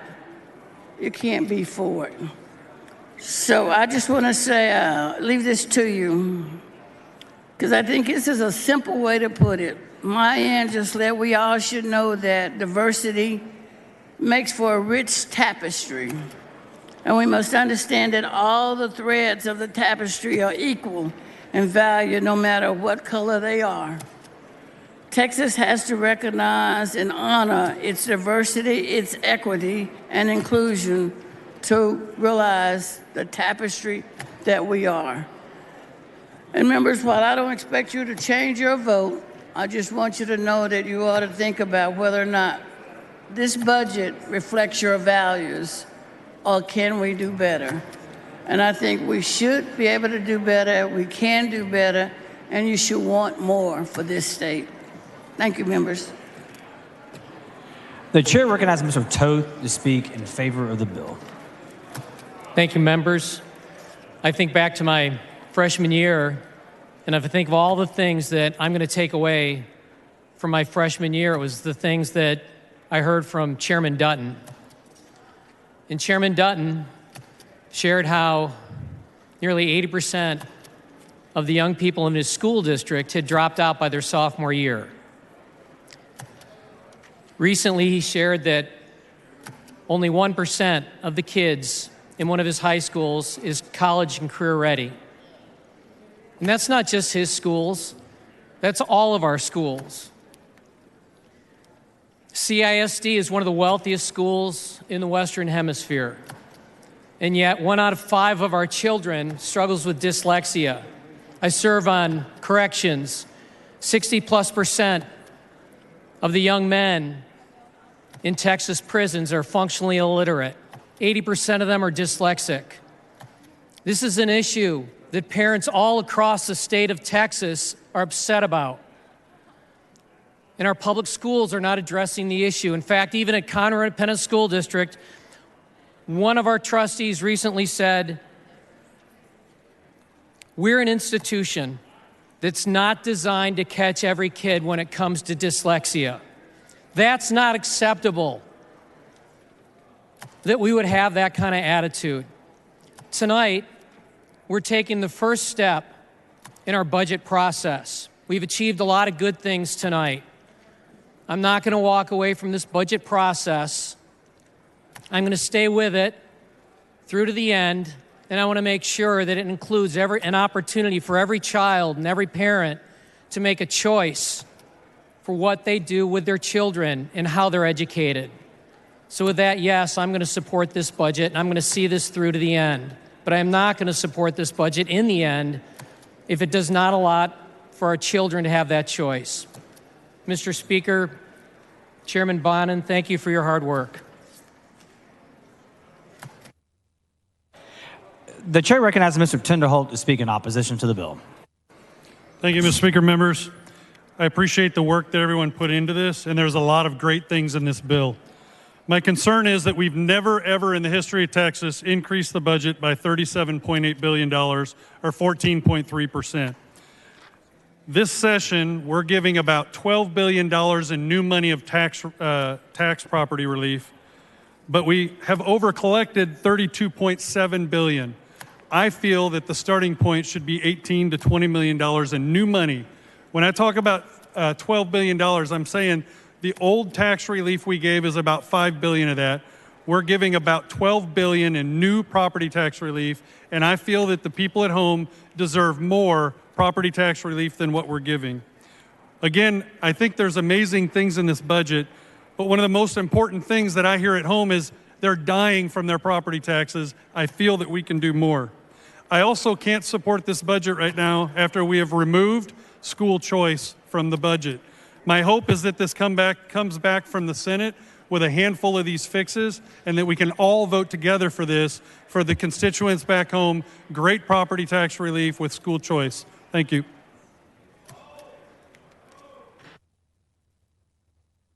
The chair recognizes Dr. Bonin to close on the bill.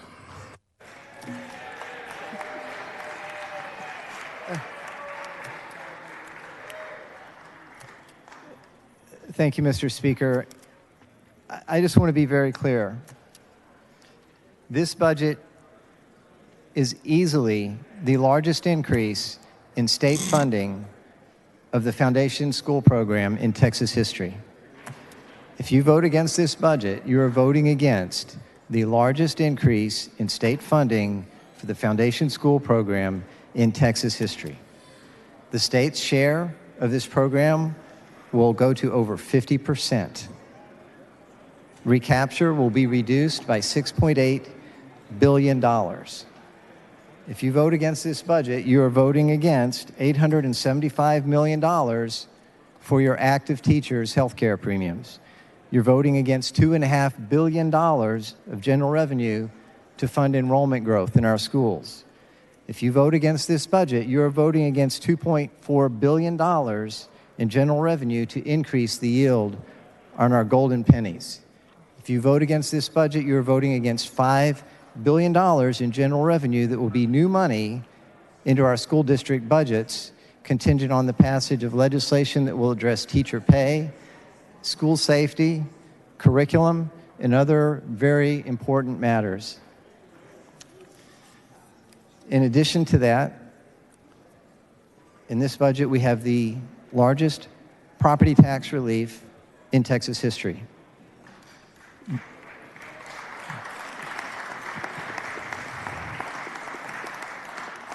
The new money is actually $17.5 billion. $5.5 billion is in the budget of new rate compression under current law. The other $12 billion is what will be provided through legislation coming through soon, House Bill 2 and HJR 1. Members, this is 25 cents of rate compression. If you vote against this budget, you're voting against 25 cents of rate compression for Tier 1 M&O taxes. I'm extremely proud of the work that we have done. I couldn't be more proud of the members of the Appropriations Committee and especially the subcommittee chairman who suddenly have appeared standing beside me. I really want to thank each and every one of them. Our Vice Chair, Mary Gonzalez, has been fantastic. Thank you so much for your hard work. Chairman Gary Van Dever, you've been awesome, and I look forward to good things to come the rest of the session.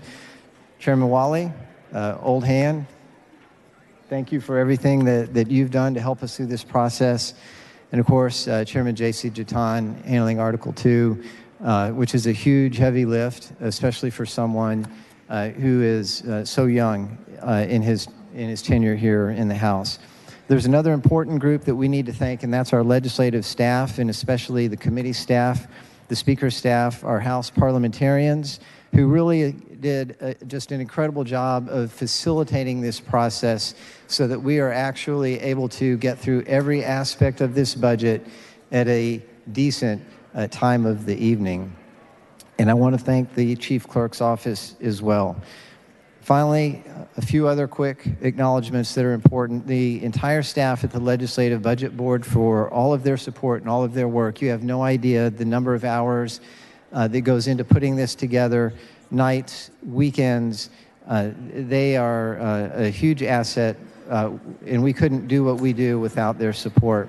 I want to specifically thank Cameron Koch, our committee director, John Montgomery, the analyst for Articles 1, 4, and 5, Brianna Novian, who is our analyst for Article 2 and also counsel for the committee, Sydney Serza, who works with us as analyst for Article 3, and Elizabeth O'Connor, our analyst for Articles 6, 7, and 8. Andrew Blifford. Andrew's just an essential right-hand man. And Bridget Harton, my chief of staff, who makes sure that I'm in the right place, like standing here right now. She keeps the schedule and all things budget and non-budget related in the office. And with that, I close and move passage.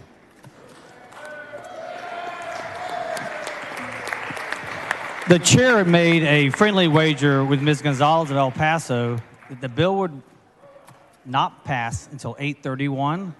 It is 8:31. So the question occurs on patches to engrossment of HB 1. All in favor say aye. Aye. Opposed say nay. The ayes have it. HB 1 is passed to engrossment.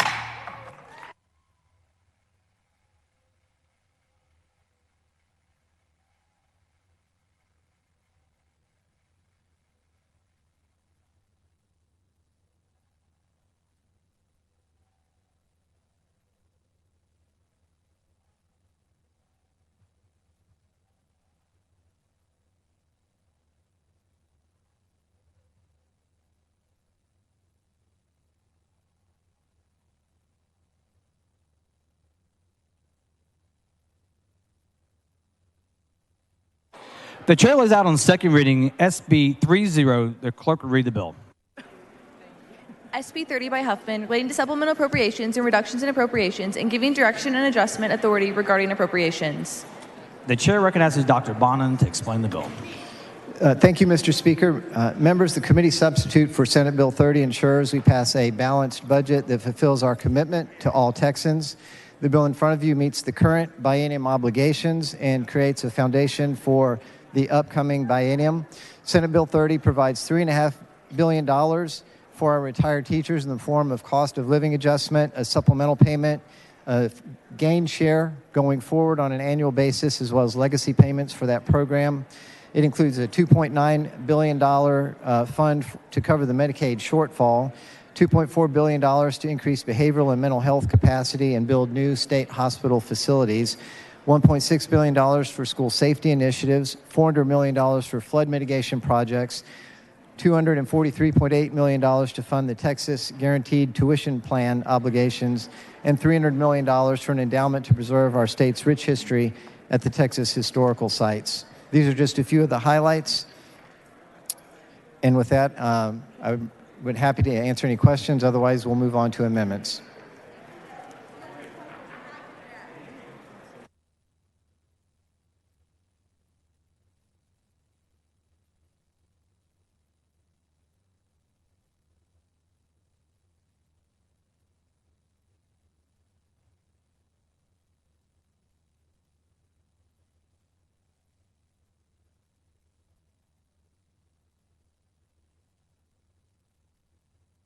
The following amendment, the clerk will read the amendment. Amendment by Martinez Fisher. The chair recognizes Mr. Martinez Fisher to explain the bill, the amendment. Thank you, Mr. Speaker. Members, this is an amendment that I think you want to pay attention to. We spent some time in House Bill 1 talking about doing something for our active teachers. We talked about a pay raise, had a very robust debate. I really appreciated the body listening and engaging, appreciated the bipartisan support. This amendment talks about our retirees. And when I talk about our retirees, I talk about their pension, and I talk about how we appropriate monies to pay for a cost of living adjustment for our retirees. The current concept is we'll put some state money, that's the current idea, but then we're going to raise the contribution rate. Members, please take your conversations outside the rails. Thank you, Mr. Speaker. I know it's late. There's only 30 amendments left. This is about our retired teachers.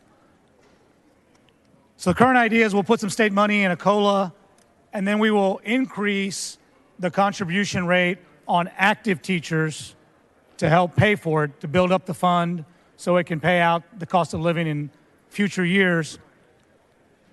We have a tremendous surplus. This supplemental budget, when it came from the Senate, it is a Senate bill. When it came from the Senate to the House, it spent $6 billion. It now spends $8 billion. There wasn't subcommittee hearings for monies that grew this budget. We just saw a substitute with new ideas and a price tag.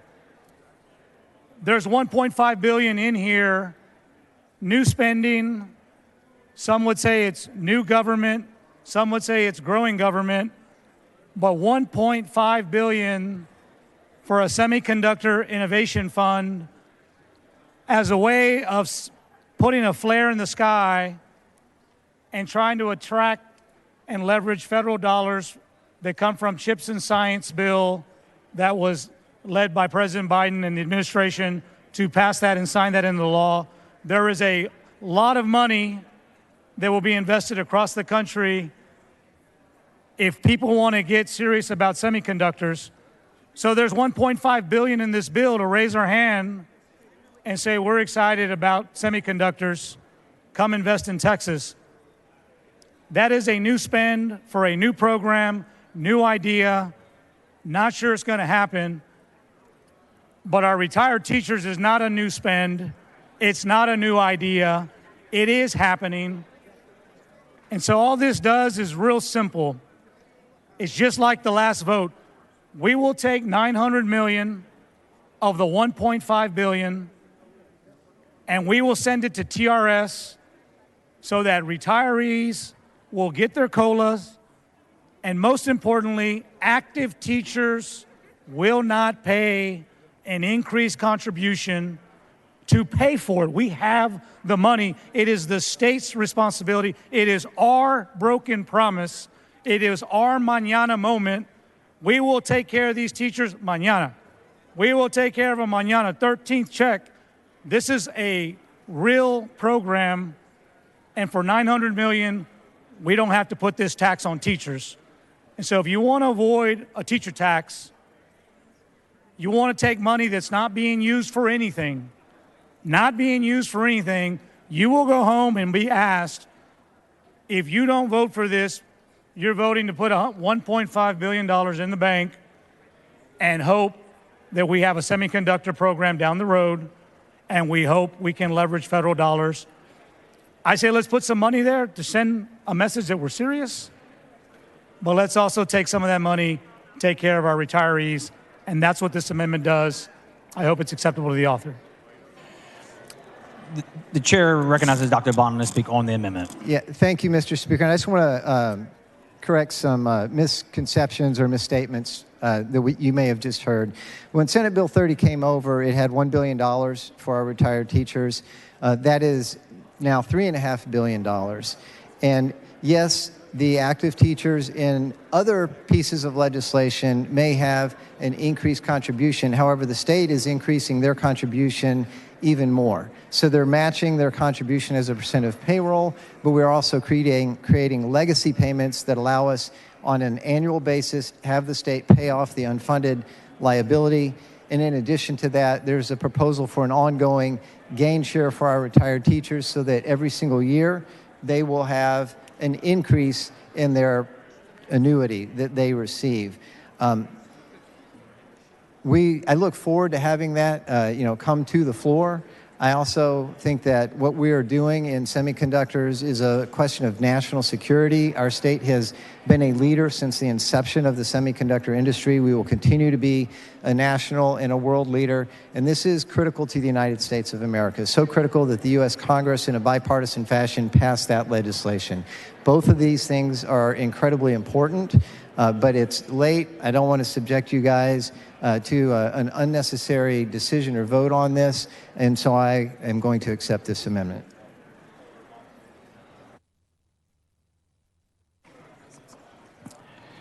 Mr. Martinez Fisher sends an amendment. It is acceptable to the author of the objection to the adoption of the amendment.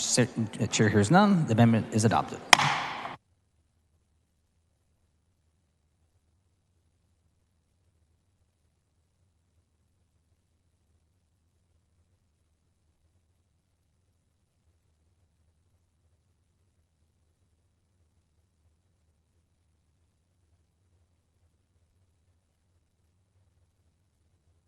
The following amendment, the clerk will read the amendment.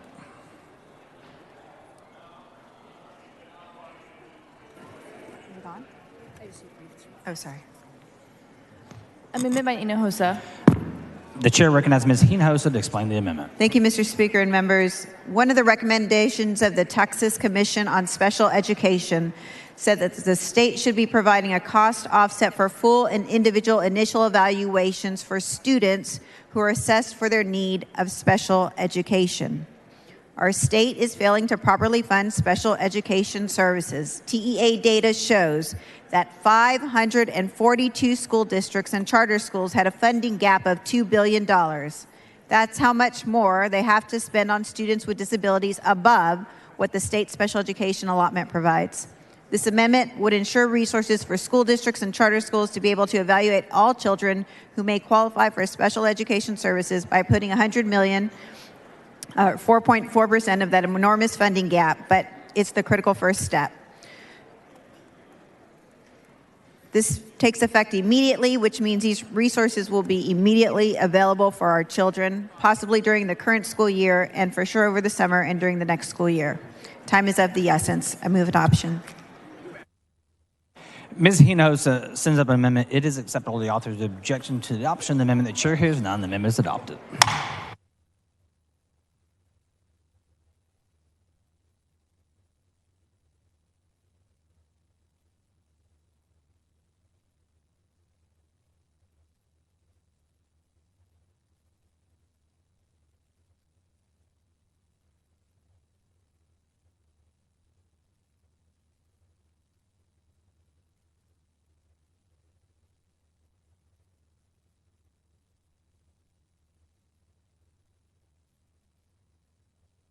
The following amendment, the clerk will read the amendment. Amendment by Leach. The chair recognizes Mr. Leach to explain the amendment. Thank you, Mr. Speaker. Members, this amendment would add $25 million in supplemental funding for the Alternatives to Abortion program. With that, I move adoption. Mr. Speaker. Mr. Moody, for what purpose? The gentleman yield for some questions. The gentleman yield for questions. Yes. Thank you, Mr. Leach. Sorry, I just want to make sure I have everything correct here. Just reading your amendment, you strike the initial allotment on the Medicaid shortfall by a certain amount.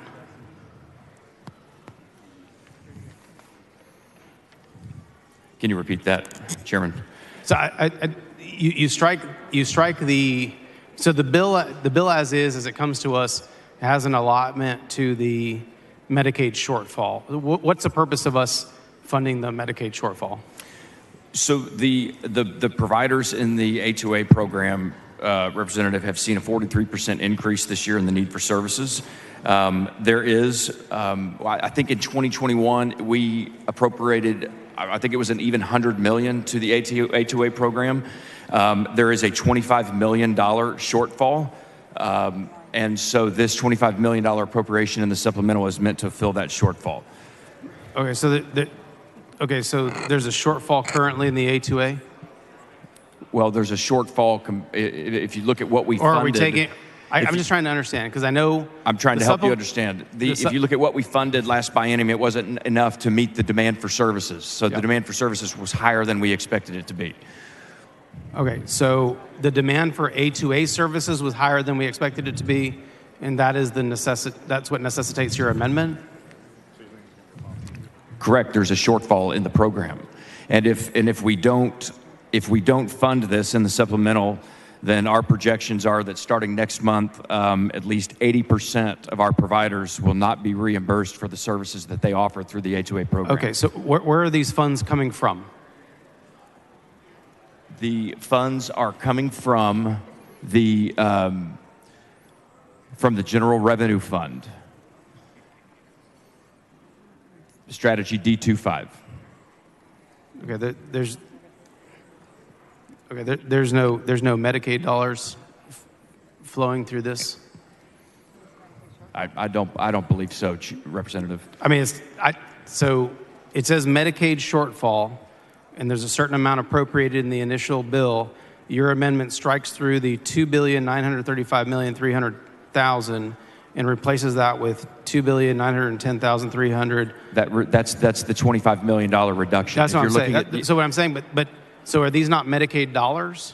This is the 2.9. If you look at the 2.9 billion amount there in Section A. Yes. The lines aren't numbered, but I'm looking at the second line of Section A. You draw it down. So if you do the math, which I know you're doing, that's where the $25 million I'm not amount good at it. comes I'm a in. lawyer, so work with me. Come on, $25 million. And so I'm not sure exactly whether these come from the Medicaid funding or not. I believe they're coming from the General Revenue Fund. That's probably a question better situated for Chairman Bonin, who's going to accept this amendment. I probably should have asked him on the layout. It says Medicaid shortfall. So are these dollars Medicaid dollars? The Medicaid shortfall, that is simply. Are you talking about the title of the section? Section Yes. 3.01. That's the actual title of the section of the bill. That's not the text of the amendment. Okay, so. But that is the section of the bill is addressing, because when we have the supplemental, it's meant to backfill what we didn't cover. It's meant to backfill what we didn't cover for the last biennium, right? Correct. And in this strategy. That's what I'm trying to understand, where the dollars are coming from and where they're going to. And I'm just trying to understand it. I know we've had a long day. They're coming from general revenue. Coming from the so- General Revenue Fund, which we have, as But are they- you know, but are we they- have but are they- an are excess they- in our General Revenue Fund. They're coming Okay. from there, and we're dedicating $25 million to the A2A program in this amendment. So and I'll just say, when some folks think about Medicaid, they're thinking about health care. And Sure. so to me, it looks like we're taking dollars from health care for poor people and putting it into this program. Is that what we're doing, and is that in Is that your intent? That is definitely not my intent, nor do I believe that's what we're doing. Okay. My intent is very clearly, as I've stated, to fund what right now is a $25 million shortfall in the A2A program. So that is my intent. But you would agree with me that when you take dollars from somewhere, you're necessarily shorting them somewhere else. So I'm trying to drill down into who are we shorting? Well, that's not necessarily true. No, it is true. That's not necessarily true, Representative Moody. There's only so much. The pie is only so big. And the pie is bigger than we expected it to be. It's still one pie. Stipulated, but the pie is bigger than we expected it to be. So there's that. If the pie was smaller than we expected it to be, then your point would be well taken. But the pie is bigger than we expected it to be, and so we're taking $25 million from general revenue. Sorry, I apologize. Yeah. The bill as it came to the floor had the 2.9. Correct. We're going to scrape some of that, which my understanding is those dollars go to healthcare services. Those dollars are not currently appropriated. Those dollars will be appropriated by way of the supplemental. So we are changing. We aren't taking money from anywhere. We are changing the amount in the supplemental. I understand that amendments shift what the bill does, but what the bill does is takes these dollars and appropriates them to a Medicaid shortfall. And when I think Medicaid shortfall, I think about healthcare services for poor people. So when we take money from there, we're necessarily moving them somewhere else to the detriment of whom? What services are not being covered because we're moving them to A2A? Representative Moody, I understand your question. I'm going to allow the chairman of appropriations and/or the subcommittee chair to answer that question specifically in terms of where they're coming from. I don't believe that we are taking currently appropriated money from one group of people who might need it and giving it to another who might need it too. I believe very strongly that the A2A program needs to be funded and be funded fully, and that's what this amendment does. I get all that. What I'm trying to understand is who are we taking it from? Because when we take money from this is the and move it to taxpayers' B, money. This is the taxpayers' money, Representative Moody, that we're here appropriating. So I would say we're taking it from the taxpayers. We're taking it from the taxpayers and we're dedicating it to the Alternatives to Abortion program. Not disagreeing with that these are taxpayer dollars. What I'm saying is, where are we moving taxpayer dollars? They are dollars not currently from? Appropriated, Representative Moody. These are Under taxpayer the bill, dollars that are proposed as sitting in the appropriated. Treasury that we are charged with stewarding. And that's what we've been doing all day today, That's is a figure out where mischaracterization. money goes, where it doesn't go, what causes So when a are bill good, comes to what the floor, it causes are just better. amorphously puts dollars out into the ether? Representative Moody, That's not if how it you'll works. if you'll allow me to answer the question and not speak over me, I'm trying to answer your question. These are not can't get an currently answer. appropriated dollars. These are in general revenue, and we're dedicating them to the Alternatives to Abortion program. But for this amendment, those funds would not be going to the A2A program. No. Okay, let's drill down on that. I get that. You would like to move them to A2A. You're not moving. No, they are. You're subtracting from one and putting them into All another. right, we're just going to agree to disagree. We're appropriating money that has yet to be appropriated. Is anything in your amendment reducing health care coverage for low-income adults or pregnant women? Nothing in my amendment will cause those Texans in need of Medicaid funding to receive less than they are receiving right now. Okay, I still don't understand. I think I answered your question. I can still ask more, but my point is, I need to understand when we reduce from one category, because as the bill comes to the floor, it appropriates them and puts them in a pocket. It puts them in a pocket. You're taking away from that pocket and putting them into A2A, which is fine. And I'm not talking about whether I agree or disagree with that. I just want to know what are we taking them away from? Because necessarily, when we do put and take, it means you're putting them somewhere and you're taking them from somewhere.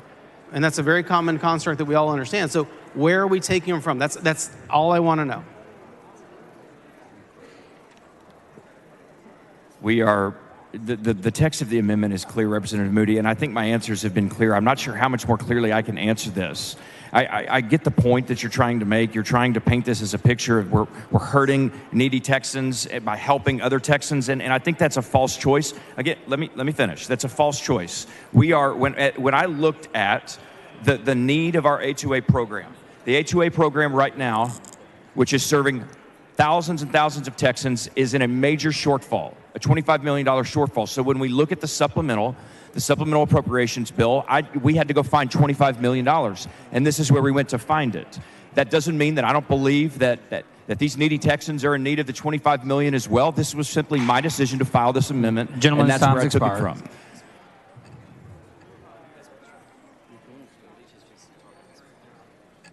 The following amendment. Thank you. The following amendment to the amendment. The clerk will read the amendment. What are you doing? I'm not talking.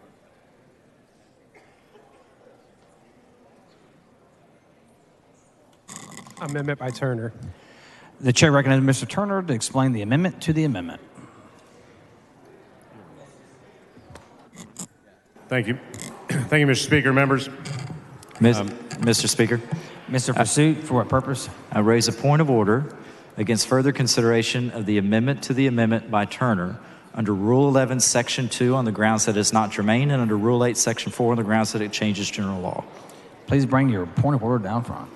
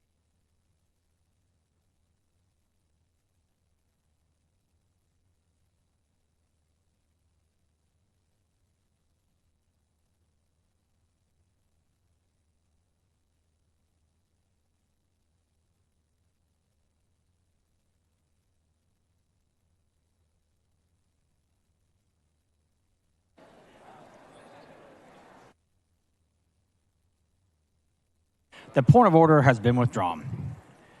The chair recognizes Mr. Turner to explain the amendment to the amendment. Thank you, Mr. Speaker.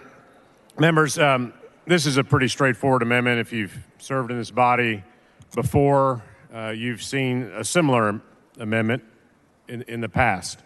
And basically what this amendment does, like Mr. Leach said in his amendment, he's trying to address needs that are not being met currently. This amendment to the amendment would also address needs that are not being met currently in the state of Texas. Currently, we have over 5 million uninsured Texans. We're a leading state when it comes to the leading state when it comes to the number of uninsured and the rate of uninsured. We lead, unfortunately, in maternal mortality rates. The last decade, the state has consistently rejected tens of billions of dollars in total. Dollars that would provide vital health coverage to more than 1 million Texans, adults, children. We know that increasing access to care saves lives. According to the 2022 study by the Texas Maternal Mortality and Morbidity Review Committee, about 90% of pregnancy-related deaths in Texas in 2019 were preventable at some level. That's an issue that our colleague Representative Rose has worked very hard on, among others. According to the National Library of Medicine, expanding Medicaid is significantly associated with lower maternal mortality rates. Not only that, but increases access to preventative care that results in Texas hospitals saving $360 per patient. That'll decrease hospital inpatient costs by millions of dollars each year. In every state, every state that has expanded Medicaid, children have gained coverage alongside their parents. When Virginia began Medicaid expansion enrollment in January of 2019, for example, more than 25,000 children were also enrolled in Medicaid and CHIP. Here in Texas, a Texas A&M Bush School study estimates that if Texas expanded Medicaid, 954,000 newly eligible adults would enroll in expansion, bringing approximately $5.41 billion in federal dollars annually to this state. Members, this body has continually... Mr. Busey, for a purpose. Will the gentleman yield for some questions? The gentleman yield for questions. I'll be happy to yield in just a moment. In just a moment, Mr. Busey. We have, unfortunately, continually voted against Medicaid expansion for the last 10 years. We are now one of only 10 states in the country that has not expanded Medicaid under the Affordable Care Act. North Carolina was the most recent state to join 39 other states in expanding Medicaid because they recognize it's the right thing to do. And these are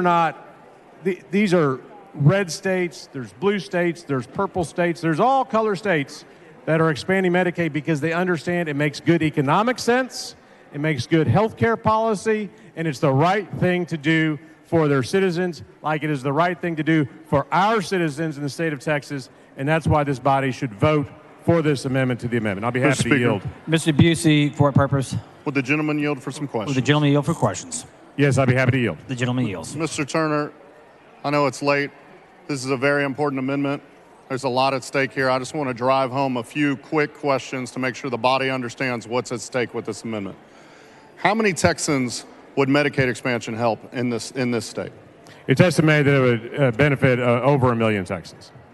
When we say over 1 million, these are working Texans. Is that not correct?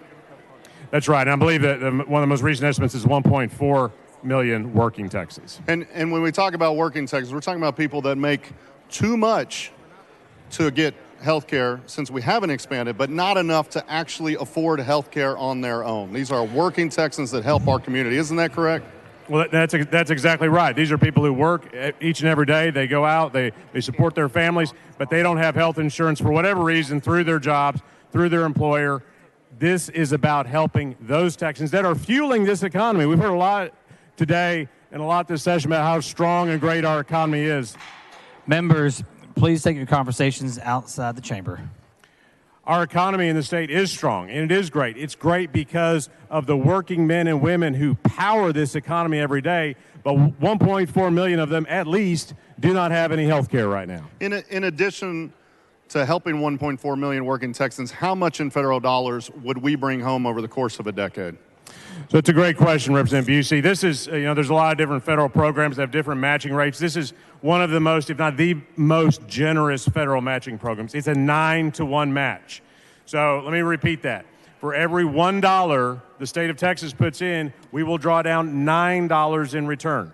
I'm not an economics major, but I think that's a pretty good deal. I think that's a pretty good deal for the state of Texas, and it's estimated that it would be roughly $5 billion to $6 billion per year Texas would gain from expanding Medicaid. I got two more quick questions for you. Do you know how Texas compares in healthcare access to other states in the nation? We compare very poorly compared to other states. We have the highest number of uninsured in the country with over 5 million. And you might say, well, that's because we're a big state. Not entirely. We also have the highest rate of uninsured. That's the highest percentage of our citizens are uninsured. Over 18% of Texans have no health insurance. It's unacceptable. Let me ask this last question. I think it's important that everybody in the body understands this, because when I talk about Medicaid expansion, anywhere I go, this is a confusing point for most people. But this was a federal policy. It's not a state policy. We decide to participate or not participate. So there's my question. Don't we already pay these taxes, whether we get the benefits of them or not? You're absolutely right, Representative Busey. We are paying, and we have been paying taxes to the federal government over the years while this policy's been in effect since it was passed more than a decade ago. And we have just forfeited those tax dollars. We have forfeited Texans' tax dollars by refusing to participate in Medicaid expansion just to make an outdated political point. So those taxes are already being paid. They will continue to be paid. We are just being incredibly short-sighted by not taking advantage of this opportunity that Texas has, and we have the most to gain of any state in the country, the very most to gain by expanding Medicaid, and we're now one of only 10 states that has not yet done it. Thank you, Representative. Thank you, Mr. Speaker. Move adoption.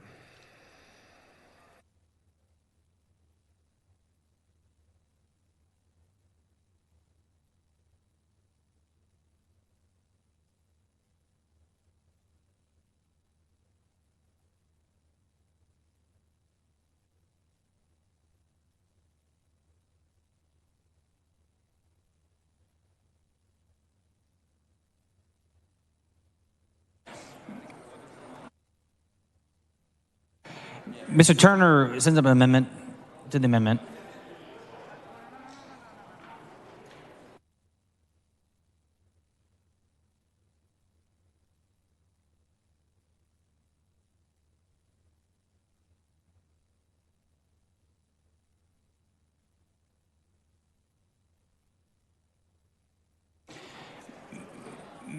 The chair recognizes Mr. Leach to speak in opposition to the amendment to the amendment. Thank you, Mr. Speaker. Members, I'm not going to belabor the point. I hear you. Chairman Hunter, we're going to vote in just a sec.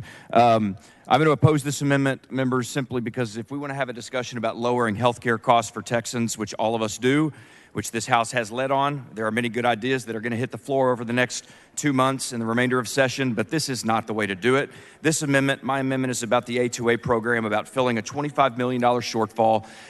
If my colleagues wanted to have filed an amendment expanding Medicaid, they could have done so. They failed to do so on the bill, and they thought that my amendment would be a good vehicle to do so, but I'm not going to let it happen. So I want to oppose it. I'm not going to ask for a motion to table. I'm just going to oppose it outright and ask for you to vote no on the amendment to the amendment. The chair recognizes Mr. Turner to close on the amendment to the amendment. Thank you, Mr. Speaker. Members, I think we come to this floor to try to solve problems facing our constituents, facing our states. Mr. Leach has brought an amendment that he's trying to address what he sees as a problem that he's trying to solve. I'm bringing this amendment to the amendment to address what I think is an even bigger problem, but a very related one, and that is people don't have access to the care they need in this state because we have not expanded Medicaid under the Affordable Care Act. So let's not go another 2 years being one of only 10 states that has not expanded Medicaid. I would predict that if we do not adopt this amendment, we'll come back here in 2 years and we'll be one of less than 10 states that's not expanded Medicaid. Let's not be in the bottom 10. Let's do this right now. Let's get this done. Let's expand Medicaid under the Affordable Care Act and bring health insurance to more than 1.4 million Texans this year. Let's draw down $5.4 billion in federal funding this year, and let's do the right thing for Texas. Mr. I ask Turner, that you vote sends up yes a- on the sorry. amendment. Mr. Turner sends up an amendment to the amendment. It is not acceptable to the author. Mr. Turner has requested a record vote. A record vote has been granted. The clerk will ring the bell. Show Mr. Turner voting aye, Mr. Leach voting nay, Mr. Harris voting nay. Show Mr. Toth voting nay.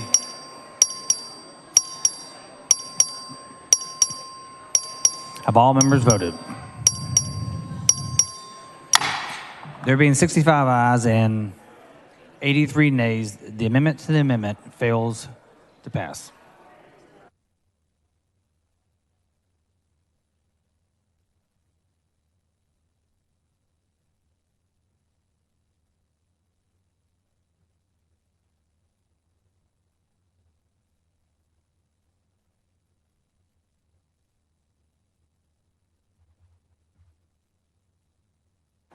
The chair recognizes Mr. Leach to close on the amendment. Thank you, Mr. Speaker. Members, I'm going to move adoption of the amendment. I believe it's acceptable to the author. Mr. Leach sends up an amendment. It is acceptable to the author. Mr. Turner has requested a record vote. The clerk will ring the bell. So Mr. Leach voting aye, Mr. Kane voting aye, Mr. Harris voting aye, Mr. Van Diva voting aye, Dr. Bonham voting aye, Mr. Physick voting aye, Ms. Davis voting nay. Have all members voted? There being 86 ayes and 62 nays, the amendment is adopted.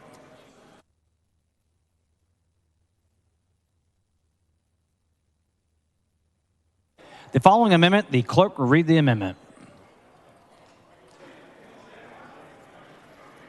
Amendment by Hinojosa. The chair recognizes Ms. Hinojosa to explain the amendment. Thank you, Mr. Speaker. Members, in this bill, we are appropriating $1.6 billion for school districts to implement school safety initiatives. This amendment would direct those funds to be put into the already set school safety allotment under the Texas Education Code. I move adoption. Ms. Hinojosa sends up an amendment. It is acceptable to the author. The objection to the adoption of the amendment. The chair hears none. The amendment is adopted.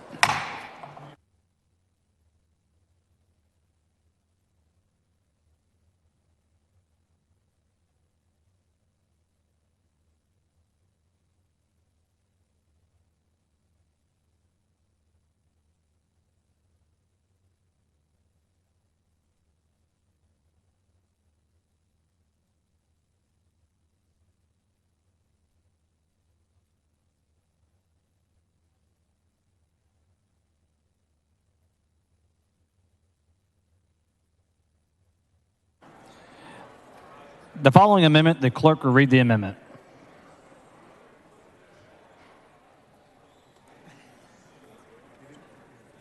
Amendment by Bryant. The chair recognizes Mr. Bryant to explain the amendment. Mr. Speaker, members, this is an amendment that would Mr. Kane, appropriate. for what purpose?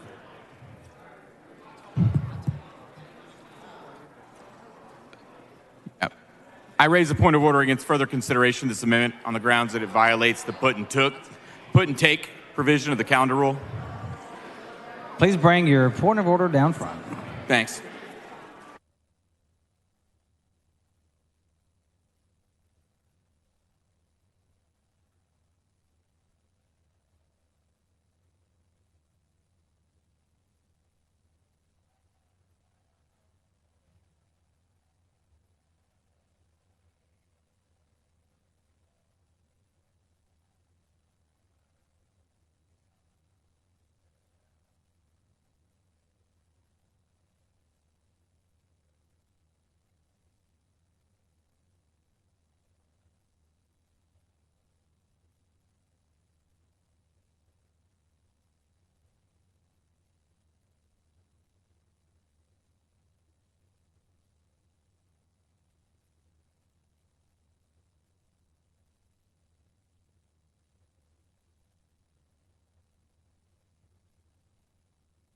The point of order has been withdrawn. The amendment has been withdrawn.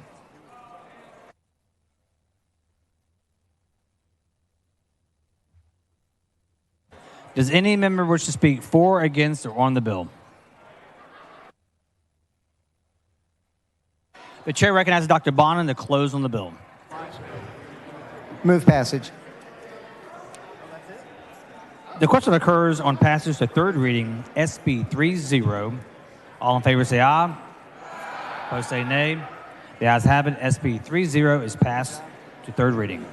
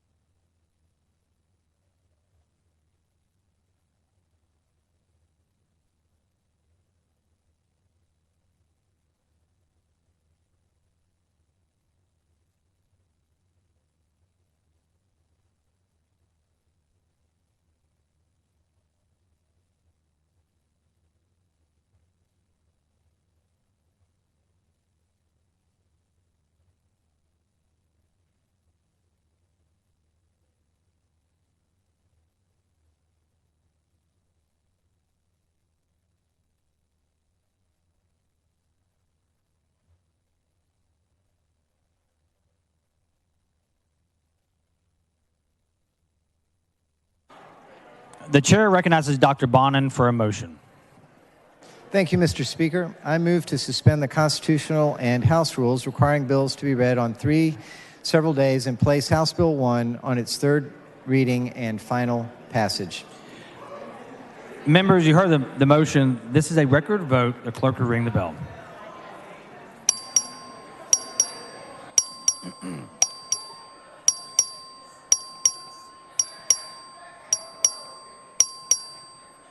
Have all members voted? There have been 147 ayes and 0 nays. The motion prevails.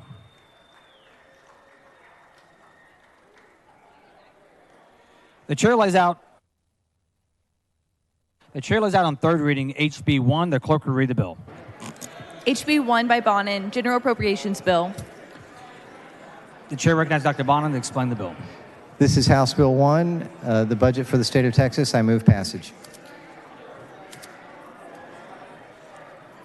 The question occurs on the final passage of HB 1. This is a record vote. The clerk will ring the bell.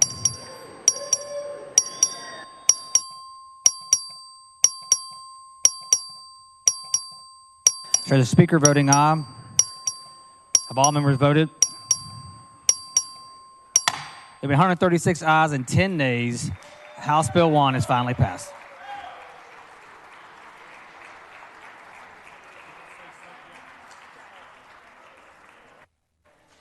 HB 1 is finally passed, subject to Article 3, Section 49A of the Texas Constitution. Mr. King, for what purpose? We need to wait till we bring up the HB 30.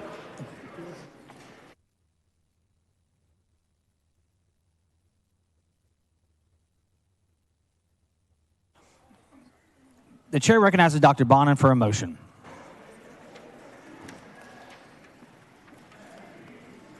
Thank you, Mr. Speaker. I move to suspend the constitutional and House rules requiring bills to be read on three several days and place Senate Bill 30 on its third reading and final passage. Members, you heard the motion. This is a record vote. The clerk will ring the bell. Jatan voting aye. Mr. Wally voting aye. Ms. Bowers voting aye. Have all members voted? There have been 146 ayes and 1 nay. The Constitution rule is suspended. The chair lays out on third reading SB 30. The clerk will read the bill. SB 30 by Huffman, relating to supplemental appropriations and reductions in appropriations and giving direction and adjustment authority regarding appropriations. The chair recognizes Dr. Bonin to explain the bill. Mr. Speaker. Mr. King, for what purpose? Will the gentleman yield? The gentleman yield for questions. I'm happy to yield for questions. Thank you. Thank you. For the purposes of some legislative intent, we visited about this earlier, Dr. Bonin, and the House's legislative intent regarding the Uvalde Behavioral Health Campus that is in this bill, Senate Bill 30. I'd like to highlight a difference between the House and Senate budget relating to the Uvalde campus operations. Senate Bill 1, Article 9, Section 10.07 requires the Uvalde campus in their Senate finance decision documents, they require the beds in this Uvalde facility to be 50% forensic beds. But the Meadows Foundation study and all of the House documents require that 50% of the beds be for adults and 50% of the beds be for children and behavioral needs. Was that your intention? It was not our intention for them to be split between forensic and the rest, but rather, as you described, between adults and children. I'm sorry. It was not the House's intention that half those beds be forensic beds. Is that correct? That's correct. Okay, so it was your intention that half of those beds be behavioral beds for half of them were for juveniles and half of them were for adults. Is that correct? Correct. And not for forensic patients. Correct. All right. Thank you, Dr. Bonham. Thank you.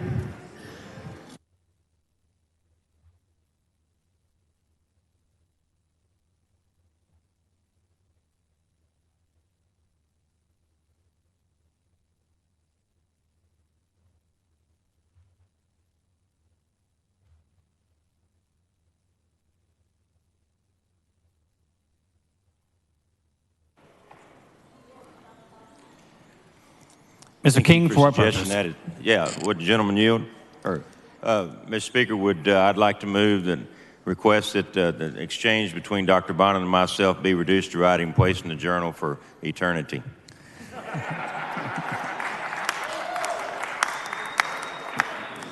Members, you've heard the motion for eternity. Is the objection? Chair hears none, so ordered.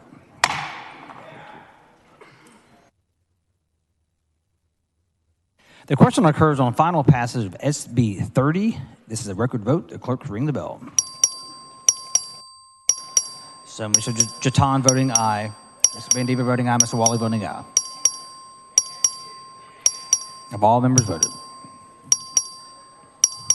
There have been 147 ayes and 1 nay. SB 30 is finally passed.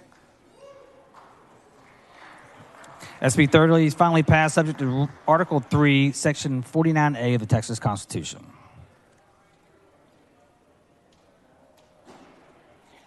Members, pursuant to the calendar rule, the Journal Clerk will distribute a list of all amendments moved to Article 11. You will have until 5 p.m. on Thursday, April 12th, to record your votes on those amendments.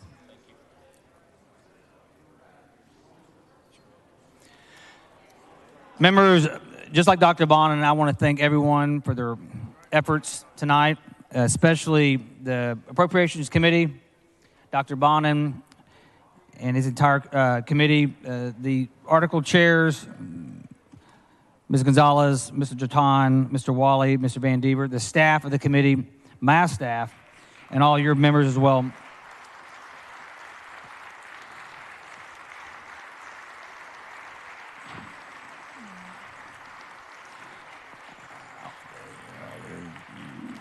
Thank you to LBB, and again, thank you to all the members who had a very deliberative debate tonight that ended earlier than many of us expected. So thank you for your cooperation and for your diligence.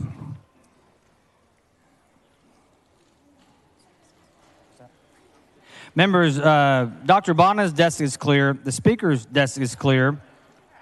If you have any announcements, please bring them down front.